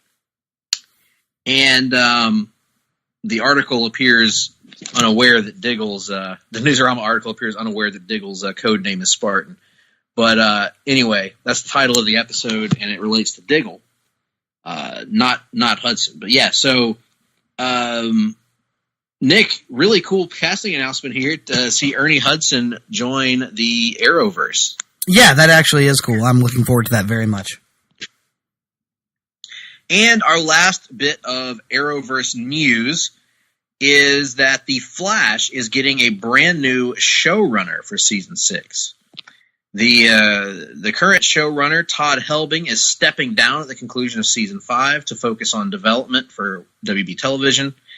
And he is going to be replaced by Eric Wallace, who has been a co-executive producer since season 4. I don't know how to feel about this, Nick, only because I don't know if Wallace is going to have that different of a perspective. However, I think that we saw the new showrunner of Arrow bringing in some new ideas and a new way of looking at things that kind of freshen things up, particularly with that prison story arc at the beginning of the season. Maybe this is exactly what The Flash needs, a little shot in the arm, just a little bit of a different perspective maybe. And maybe we can get because I've been a little underwhelmed by this season of The Flash, as we've talked about on the show, with some good episodes here and there. But hopefully something that can kind of change the course of the show and refocus it a little bit. What are your thoughts on the change in showrunner? Yeah, you certainly hope that happens, at least, especially as it relates to villains. The Thawne stuff has been outstanding this year on Flash, but even the villains of the week have been a little weak, for lack of a better term. And, of course, the Cicada conflict is just dragging the show down. So, hopefully some new ideas and fresh perspectives as it relates to big bads coming in next season. Well, Nick, now we come to the portion of the show where I admit that I'm wrong about something. And this particular portion of the show involves Disney Plus.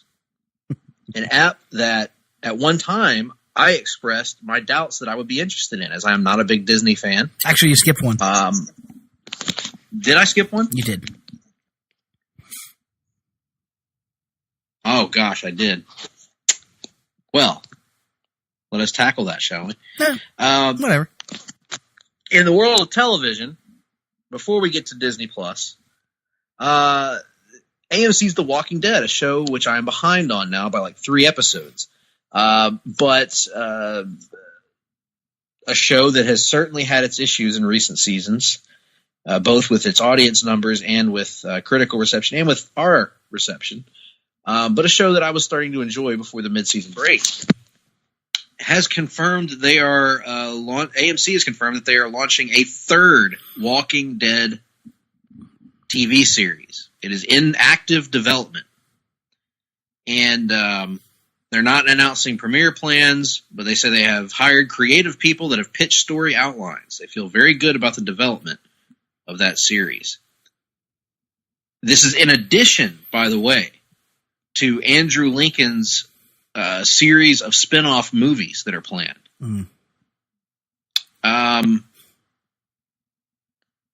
Now, I'm of two minds about this, Nick. I was thinking about this the other day when I was doing something boring. I was like, man, this is a lot like The Walking Dead. And then it occurred to me, I was like, I'm of two minds about this because on the one hand, I'm thinking, my thought is you should focus on making one good show before you turn around and make 3 or 4 or 5 or 6 or 7 Walking Dead shows. It feels like, when you're dividing all of your attention between that many properties, everything's going to suffer, especially if the first property is not good. Mm-hmm. And Walking Dead has certainly not proven that it can be consistently good in a long time. Mm-hmm. But then I thought about it of like, well, when I think about it, I haven't watched Fear the Walking Dead since season 1. It may be a great show for all I know. However, I really enjoy the Walking Dead video games from Telltale. Great stuff. We've talked about those here. Mm-hmm. Great stuff. I enjoy other. I think there are ways of telling good stories in the Walking Dead universe. Mm-hmm. I've seen that through the show at times, and so my thought was, well, maybe this is a chance to tell a different kind of story with different set of characters that might be good in a way that Walking Dead is maybe more different from the Walking Dead show than what Fear the Walking Dead is. Mm-hmm. And ultimately, I've arrived at the thought that I'm still not terribly interested in it. But I do think now, as I think about it, that maybe there is a chance to tell if they're going to be different with it, to tell a different kind of story here that can use the concept and the world in a way that's entertaining, like the video games were, as opposed to what they did in the last couple seasons on The Walking Dead. A couple of things here, as I often do, to shoot down your optimism. Initially, the pitch of Fear the Walking Dead was it not that it would be different from Walking Dead because it was going to focus on the early days of the zombie outbreak? Yes. Okay. Neither of us have watched the show in recent years, but is it not our understanding that a couple of seasons ago they essentially did away with that by having a massive time jump forward into the midst of the zombie conflict to link up with Morgan joining the show, so that now it's essentially the same thing as Walking Dead, just with a different group of characters? Yes. Hopefully with a more likable group of characters. Yes. The other thing, last year, after we were both so frustrated with The Walking Dead changed showrunners, did it not? Yes. And the result of that change in showrunners was that previous showrunner Scott Gimple was then essentially received a promotion to oversee the entire, quote, Walking Dead television universe, did he not? Yes. Seemingly he would be overseeing this new project as well. Yes. Good point. There you go. Good point. I still have hope about this season of The Walking Dead. Now, I'm 3 episodes behind, so I don't know what the new episodes are doing.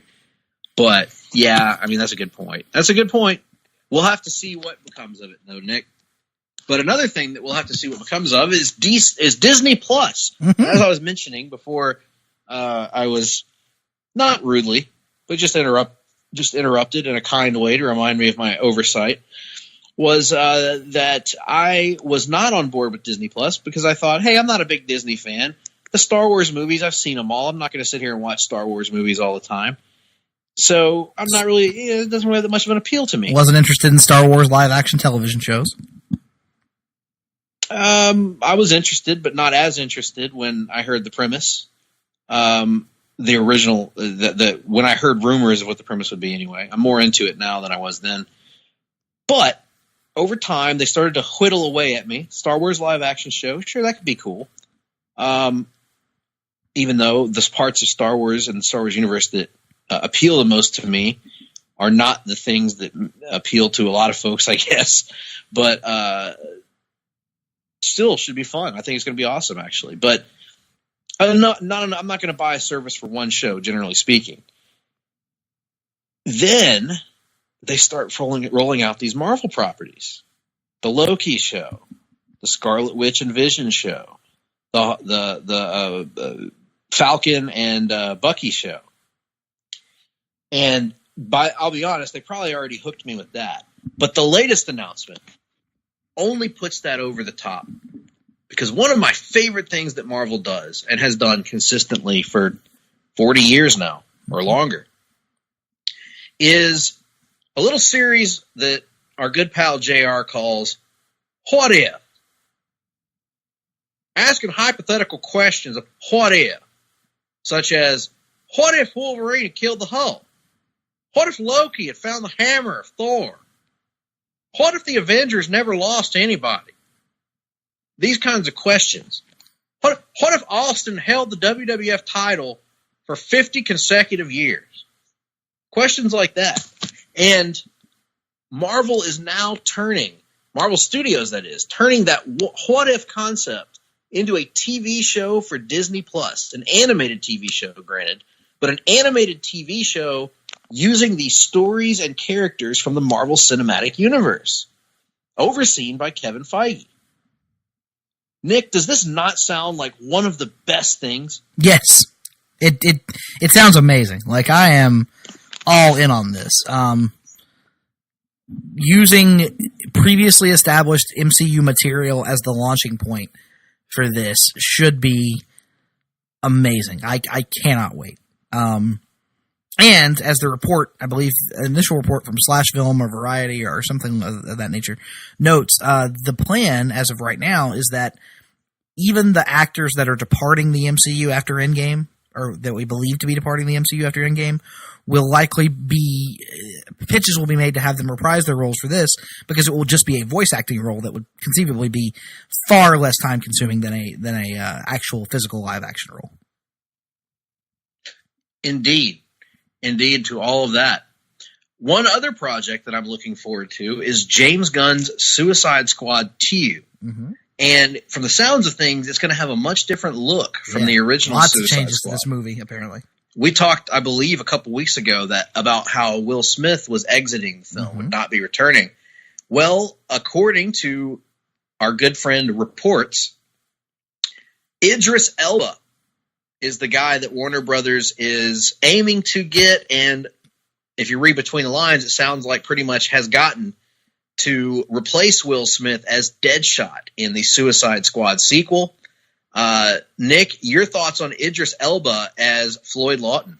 Down for it. Idris Elba's outstanding in damn near everything. A little unfortunate that Will Smith's not returning because it is one of the few aspects of that film that really worked. But I can understand the need to make something of a clean break. I would be surprised if this has much, if anything, to do with the original film. I wouldn't even be surprised if they don't imply that this is a completely different and new version of Floyd Lawton altogether. We'll see. We'll see. Also related to Suicide Squad 2, Joel Kinnaman is the guy that played the uncharismatic character Rick Flag. Mm-hmm. And he will not appear in the upcoming sequel. Oh, well. According to current plans, this per Variety. I'm doubting, honestly, that James Gunn even has Rick Flag in his script. I don't feel like Rick Flag is an essential part of the Suicide Squad in the modern era. But I could be wrong on that. Some may disagree. Joel Kinnaman, any loss in your book? No. Fair enough. Now, let's talk about one of the weirder reports here about the lineup. I'm down for this. This sounds awesome. It sounds awesome because it's so bizarre. Yes, it's purported to be in Gunn's script. Collider says that at least 4 new DC Comics characters will be joining the squad. First up is Ratcatcher, the character Otis Flanagan, a sewer-dwelling former exterminator who uses his ability to communicate with rats to commit crimes. Suicide Squad 2's version will be a woman who also has a penchant for poisons and a penchant for buggery. Then there's King Shark, who we know from the Flash TV show. He will be in the film a character. I'm not going to delve into all that because I don't know if that's even accurate. Yeah. King Shark will King Shark's in the movie. Giant shark walks around, talks. Yep. Presumably eats Next people. up is one of Nick's favorite characters, Polka Dot Man, a minor Batman villain who in the comic books also went by Mr. Polka Dot. I like that who better. has a costume covered in multicolored polka dots, which can be removed and turned into a variety of weapons. Suicide Squad 2 version powers reportedly cause polka dots to appear all over his body, leading to his embarrassment in his own abilities. And then finally, there's Peacemaker, a pacifist extremist with the twisted belief that his own vigilante violence will lead to world peace. He's mostly unchanged in the film, and currently, James Gunn is targeting Guardians of the Galaxy star Dave Bautista to play the Peacemaker. Yes. Bring it on, because I'm ready for it. Yep. All of that sounds great. And I didn't even know this. I probably did at some point, that Peacemaker was the inspiration for the comedian in Watchmen. Interesting. Old Charlton character. Anyway, moving on to let's walk over here to this corner, Nick, if you can get there. Weren't we already in the corner, though? We should have been, but we weren't. We were just sitting at the table. We were looking at it. We should have been in the DCEU corner. That's where we are now, folks. I'm sorry. Worlds of DCEU corner. And in addition to the reports about Suicide Squad Dose, we also have a bit of news, PN news, about Black Adam, a movie that has seemingly been floating around for an eternity, right? In pre-production. And just, one of those, honestly, it's become one of those I'll believe it when I see it movies at this point. But a report came out that Hawkman, Stargirl, and Atom Smasher have featured roles in the latest draft of New Line Cinema's Black Adam film.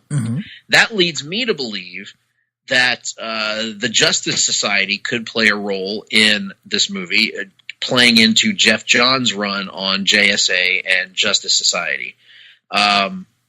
According to that hashtag show, screenwriter Adam Zdikiel of Rampage reportedly turned in an updated draft in February. They will be looking for a 30-something actor to play Hawkman and two 20-something actors to play Stargirl and Atom Smasher. Now, two questions here that I think are pretty closely related to one another, Nick. What do you think about the inclusion of these characters, and do you think Black Adam ever happens? I'm down for the inclusion of the characters, but at a certain point, if you're including these characters, is it really a Black Adam movie? You know, like, what are you going to do? Follow Black Adam as he does bad things, and we are supposed to cheer for him to defeat the heroes? Like, I'm assuming that this will be part of, like, some sort of an anti-hero movie for Black Adam, where he, an origin anti-hero, and then perhaps ends with him joining, hooking up with the Justice Society the way that he did in the Jeff Johns run. But maybe I'm wrong on that. I don't know. Atom Smasher, I know nothing about. Stargirl, I'm down for. Hawkman, I'm down for. It would be cool, but I'm kind of like you. I think it is far more likely that we see The Rock as Black Adam in a Shazam sequel than it is that we see him in his own standalone movie first. And that perhaps appearing in a Shazam sequel could then actively get this Black Adam movie back on track. But, it's been in development for what feels like forever now. 4 years? Yeah, it feels like it's been in development since The Rock was an active wrestler. Yes. So, let's move from DC Films, back as we center ourselves back at the table, onto the printed page. That old thing, comic books that I used to read, and still should, but don't for some reason. Green Arrow, one of our favorite characters at DC. His title has been somewhat in limbo and somewhat in trouble for a while now, but a new Green Arrow title is planned, with DC planning to make the character, quote, a bigger part of the DCU, end quote, according to our boy, co-publisher Dan DiDio. DiDio revealed this when asked about March 6th's Green Arrow number 50, the final issue in the title's Rebirth Era volume, launched in 2016. I feel like I said this a bunch of times, Nick, but I'm of two minds about this. I feel like I haven't been reading Green Arrow for a long time, so I don't want to be hypocritical in this. However, I feel like Green Arrow kind of carved out his own identity in Rebirth with the Ben Percy run, and had his own what seemed to be a pretty well received thing going on there, and then they kind of deviated from that a little bit. I do think a fair criticism, though, is that since not since Rebirth, but since the New 52, that Oliver Queen has felt like the odd man out in every major DC team and event. Agree with that. In other words, he had a prominent role in Justice League of America, though, which led into Forever Evil. True, but that was a limited run comic too. True. And he felt like he was left out of the main Justice League book for the outside of one little arc. Didn't really play a factor in any of the major DC events. In Rebirth, he was pretty much a non-factor outside of his own book. He didn't play really a major role, seemingly in the Rebirth events. I agree with the basic point that you are making. However, yes. However, I don't want to see him more fully integrated into a DCU that is being overseen by the ideas of Dan DiDio at this point. Right. Yes. I don't want to see Oliver Queen's life and status in the DCU both made. In other words, as we've seen with Wally West recently, just because your status is returned and just because your importance in the universe is made greater isn't necessarily a good thing for a character, or doesn't necessarily turn into a good thing for a character. We've seen this with Dick Grayson, another great example. Dick Grayson, certainly a prominent part of the DCU right now. I would argue that's not a good thing in this case. Mm-hmm. And I think that we don't know what's going to happen with Oliver Queen, but seemingly he's been if you look in terms of the storylines, he's been an outsider to the Justice League for years now. And now he's apparently he's doing this bad thing involving some box that the Martian Manhunter gave him. And his actions are going to drive everyone close to him away, which I feel like, again, we've seen that story play out a million times. And I don't know. I'm not confident either, Nick, with the future of our boy Ollie. Nope. Not at all. My Dan DiDio pessimism is nothing but repetitive at this point. So, any quote new direction or re-emphasis on anything in the DCU at this point is probably going to be met with negativity from me, because that's just where I'm at as it relates to the state of DC Comics right now. Well, one good thing that DC did was they let Mark Russell and Richard Pace retain the rights to their DC Vertigo title, Second Coming. A little bit of a follow-up to that story. It has found a new publishing home with Ahoy Comics, according to the New York Times. Pace and Russell have signed a deal with Ahoy, whose editorial team includes several former DC editors. So, Nick, happy ending of sorts to a story that we talked about here on the show a few weeks ago. Yeah, absolutely. I'm a little surprised that Image didn't jump all over this. It just seemed like a perfect fit from a tone standpoint. But if this Ahoy group has some familiarity based on former DC staffers with Russell and the book, could make a lot of sense. Never heard of this company before, so hopefully it works out for them and they can get some decent distribution and a digital platform, whether it be Comixology Unlimited or some sort of deal there. Some sort of deal there, indeed. Well, that's the end of the rundown. And that can only mean that it's time for that portion of the show where we talk about what we've been reading and watching. Mm-hmm. The segment known the world over. Women, children, men, animals, the world over know it as reading and watching. Mm-hmm. Read down and watching.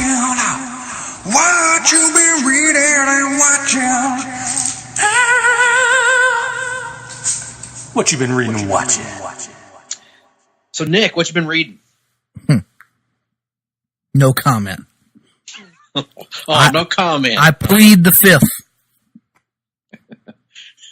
You played a fifth of Jack. Anyway. No, I also have I took a needed break from reading this week because we've done 2 long book hunters in a row. I thought, give myself a little break here. A little break of Rooney. Mm-hmm. But I have been watching stuff. Have you? Yeah, so we didn't do a reading and watching last week, so we actually have one episode of Supergirl that I watched, and then an episode of Arrow for this week. So, well, let's talk about that episode of Supergirl that you watched. What's whatever happened to Truth, Justice, and the American Way, or what's so fun? I don't remember the title of the episode. It was the Manchester Black and the Elite episode where they introduced what's so funny about Truth, Justice, and the American Way? Probably because sure, whatever you say, it's not important. It was a decent episode.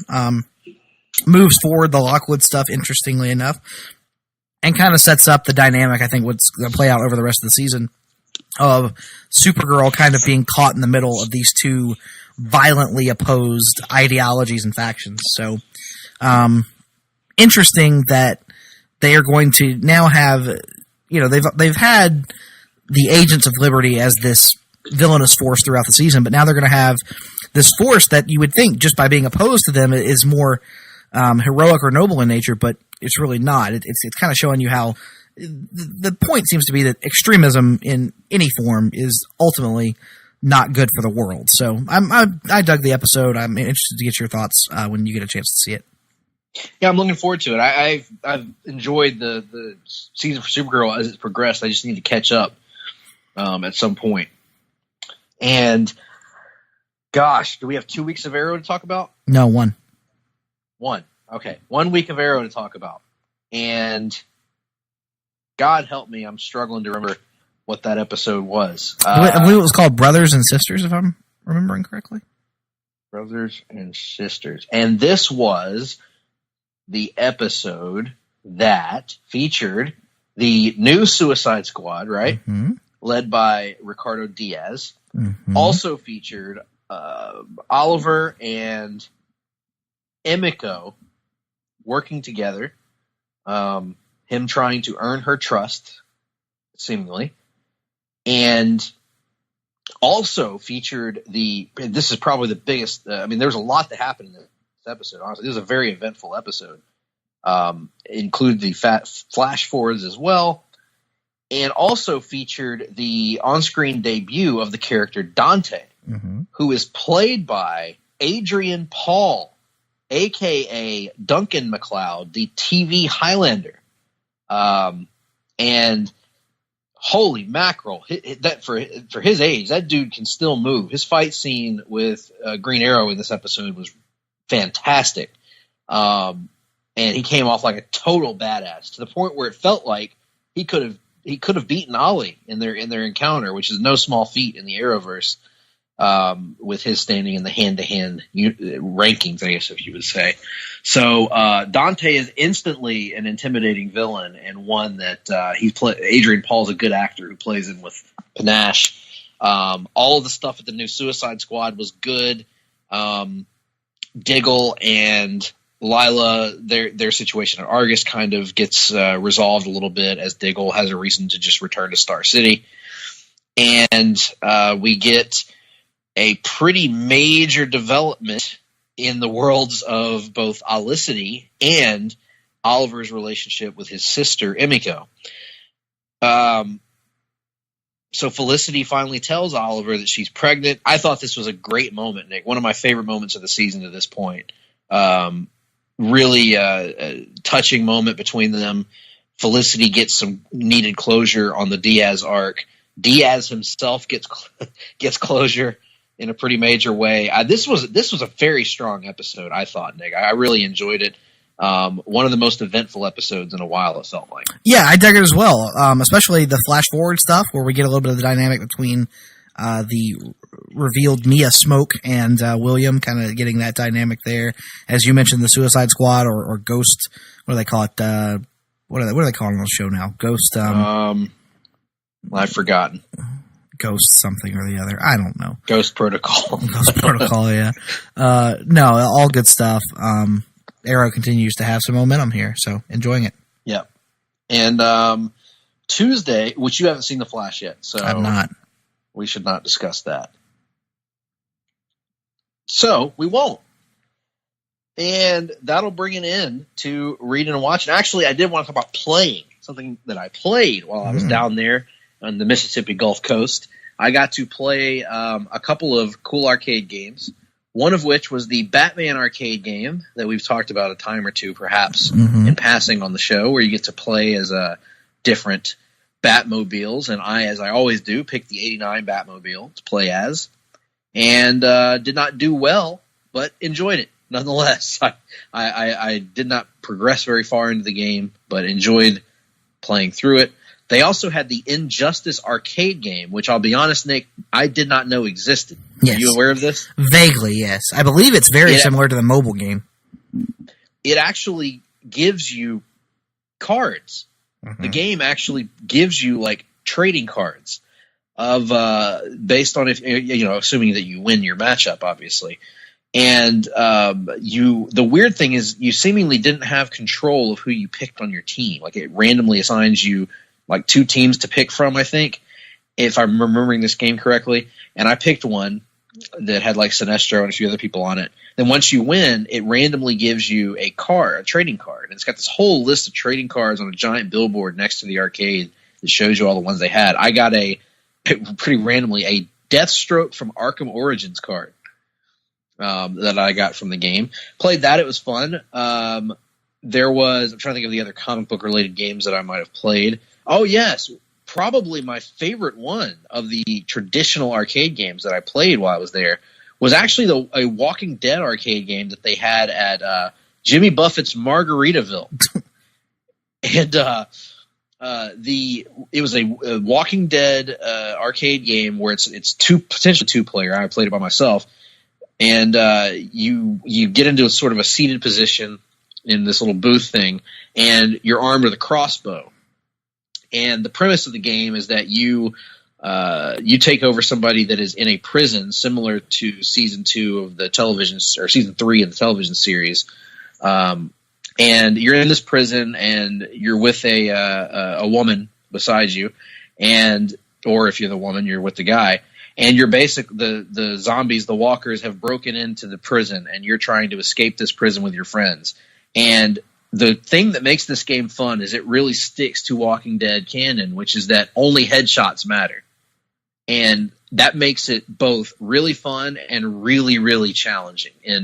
But not in a way that felt like a lot of arcade games where it's like a forced challenge, where it's like the computer is just so hard that nobody could possibly beat it because they want more money from you.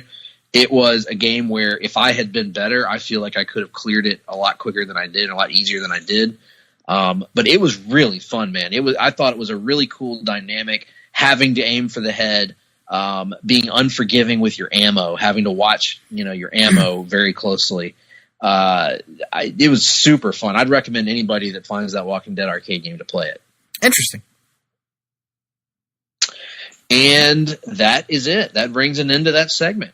And I'm looking at the compass, the traditional compass that I have now built into my floor here on my side of the studio, and it's pointing me towards the grandfather clock that is now suspended above the wall, hanging. And this grandfather clock shows me, Nick, that there's about a minute on it. And that can only mean that it's time for the Wrestling Minute. Nick, Wrestling Minute.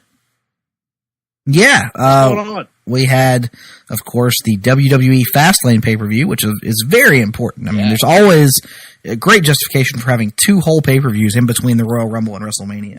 Not overkill or detrimental to the WrestleMania build at all.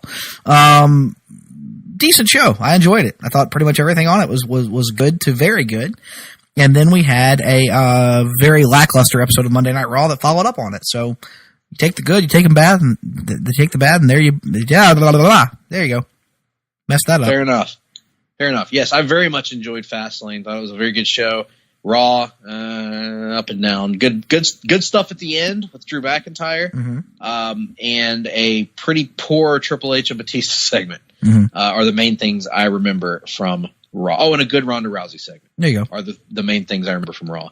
Neither one of us watched SmackDown yet. So, that is the Wrestling Minute. Oh, and we are making plans to go to WrestleMania and potentially making plans to go to a little All Elite Wrestling, Nick. Yeah, we might be all in. This is odd. You and I haven't really spoken to each other as much as we normally do in the last 2 weeks, so we actually need to talk about that at some point. Lots of plans that need to be discussed. And miles to go before we sleep. But it's interesting, Greg, that you bring up All Elite Wrestling, because we're gonna end the show here as we do every week now. The new tradition of WWE Hall of Famer Jim Ross singing us a little song on his way out the door. And, I guess it's technically tied to the wrestling as well. Some reports, Mr. Ross, have started to surface online that you are going to be leaving WWE when your contract is up at the end of, I believe it's March, at the end of this month. And reports. And already widespread speculation that you will be signing a long-term, reportedly a multi-million-dollar deal with AEW in excess of $1 million annually, long-term, to be involved with the company. And a lot of people believe we'll be seeing you in Las Vegas for the Double or Nothing event at the end of May. Would you care to comment? Well, first of all, yes, I would like to comment. First of all, don't believe everything you read on the internet. Okay, that's the number one. Just because you read some Richard out there that thinks they have all the answers, they know everything about this business, it doesn't mean it's right. Doesn't mean it's true. And even if it turns out that it is true and it is right, then I have been offered a very generous sum of money, $1 million American, a fair, decent reward for somebody of my stature and years of experience in the business. Even if that is true, it doesn't mean that it was right to report it on the internet. That's all I'm saying. That's all I'm saying. I mean, I think that's fair to say. Now, whether I am or am not going to be in Las Vegas, when it comes time for all in Q, whatever you want to call it, double or nothing, whatever they're calling this event, whether I'm going to be there or not, there's one song that has always stood out to me in the great song sung by the King, Elvis Presley. You familiar with Elvis Presley, Mr. Duke? I am. I'm a rather big fan of his. Well, Mr. Presley did a song sometime in the early 70s when I was just getting started in this business, riding the roads with Dan Hodge and some of my fraternity brothers. You sure that was the early 70s, JR? It might have been the late 60s. Sometime when I was probably a little bit in a haze. I'll be frank with you. I like to have some of that wacky tobacco back in the day. What are your thoughts on Anne Margaret, JR? High cheekbones, quite frankly. I liked Anne Margaret. I like the hyphenation in her name. Anne Margaret. Good name. But one word that I like, one song rather that I like to sing, might have been the early 60s even, now that I think about it. A little song that goes a little something like this. Well, bright light city, gonna set my soul, for God's sake. Gonna set my soul on fire. Just like Cain did that one time. Got a whole lot of money that is ready to burn. $1 million American, quite frankly. So get those stakes up higher. There are 1,000 pretty women waiting out there, and they're all living devil may care. Well, I'm just a devil with love to spare, quite frankly. Viva Las Vegas. Viva Las Vegas. Get the point, folks? How I wish that there were more than 24 hours in the day. Because even if there were 40 more, quite frankly, first of all, I'd go to work and I'd get the job done. I wouldn't complain about it. But also, I wouldn't sleep a single minute away. I would work on my trade. Oh, there's blackjack, and there's poker, and a roulette wheel. A fortune won and lost on every deal. All you need is a strong heart and a nerve of steel. Viva Las Vegas, quite frankly. Viva Las Vegas. Viva Las Vegas with your neon flashing and your one-armed bandits crashing.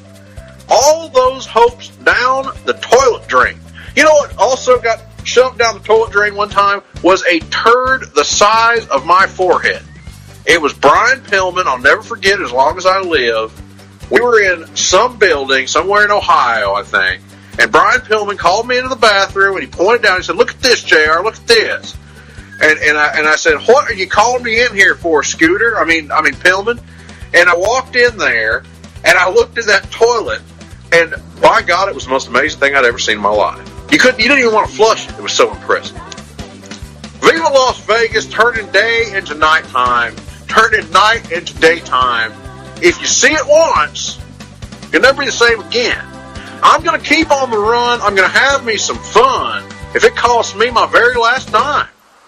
If I wind up broke, well, that's not going to be the fault of the business. That is going to be my own fault for my personal choices that I made along the way. I'll always remember that I had a swinging time. I'm going to give it everything I've got. Lady luck, please let the dice stay hot.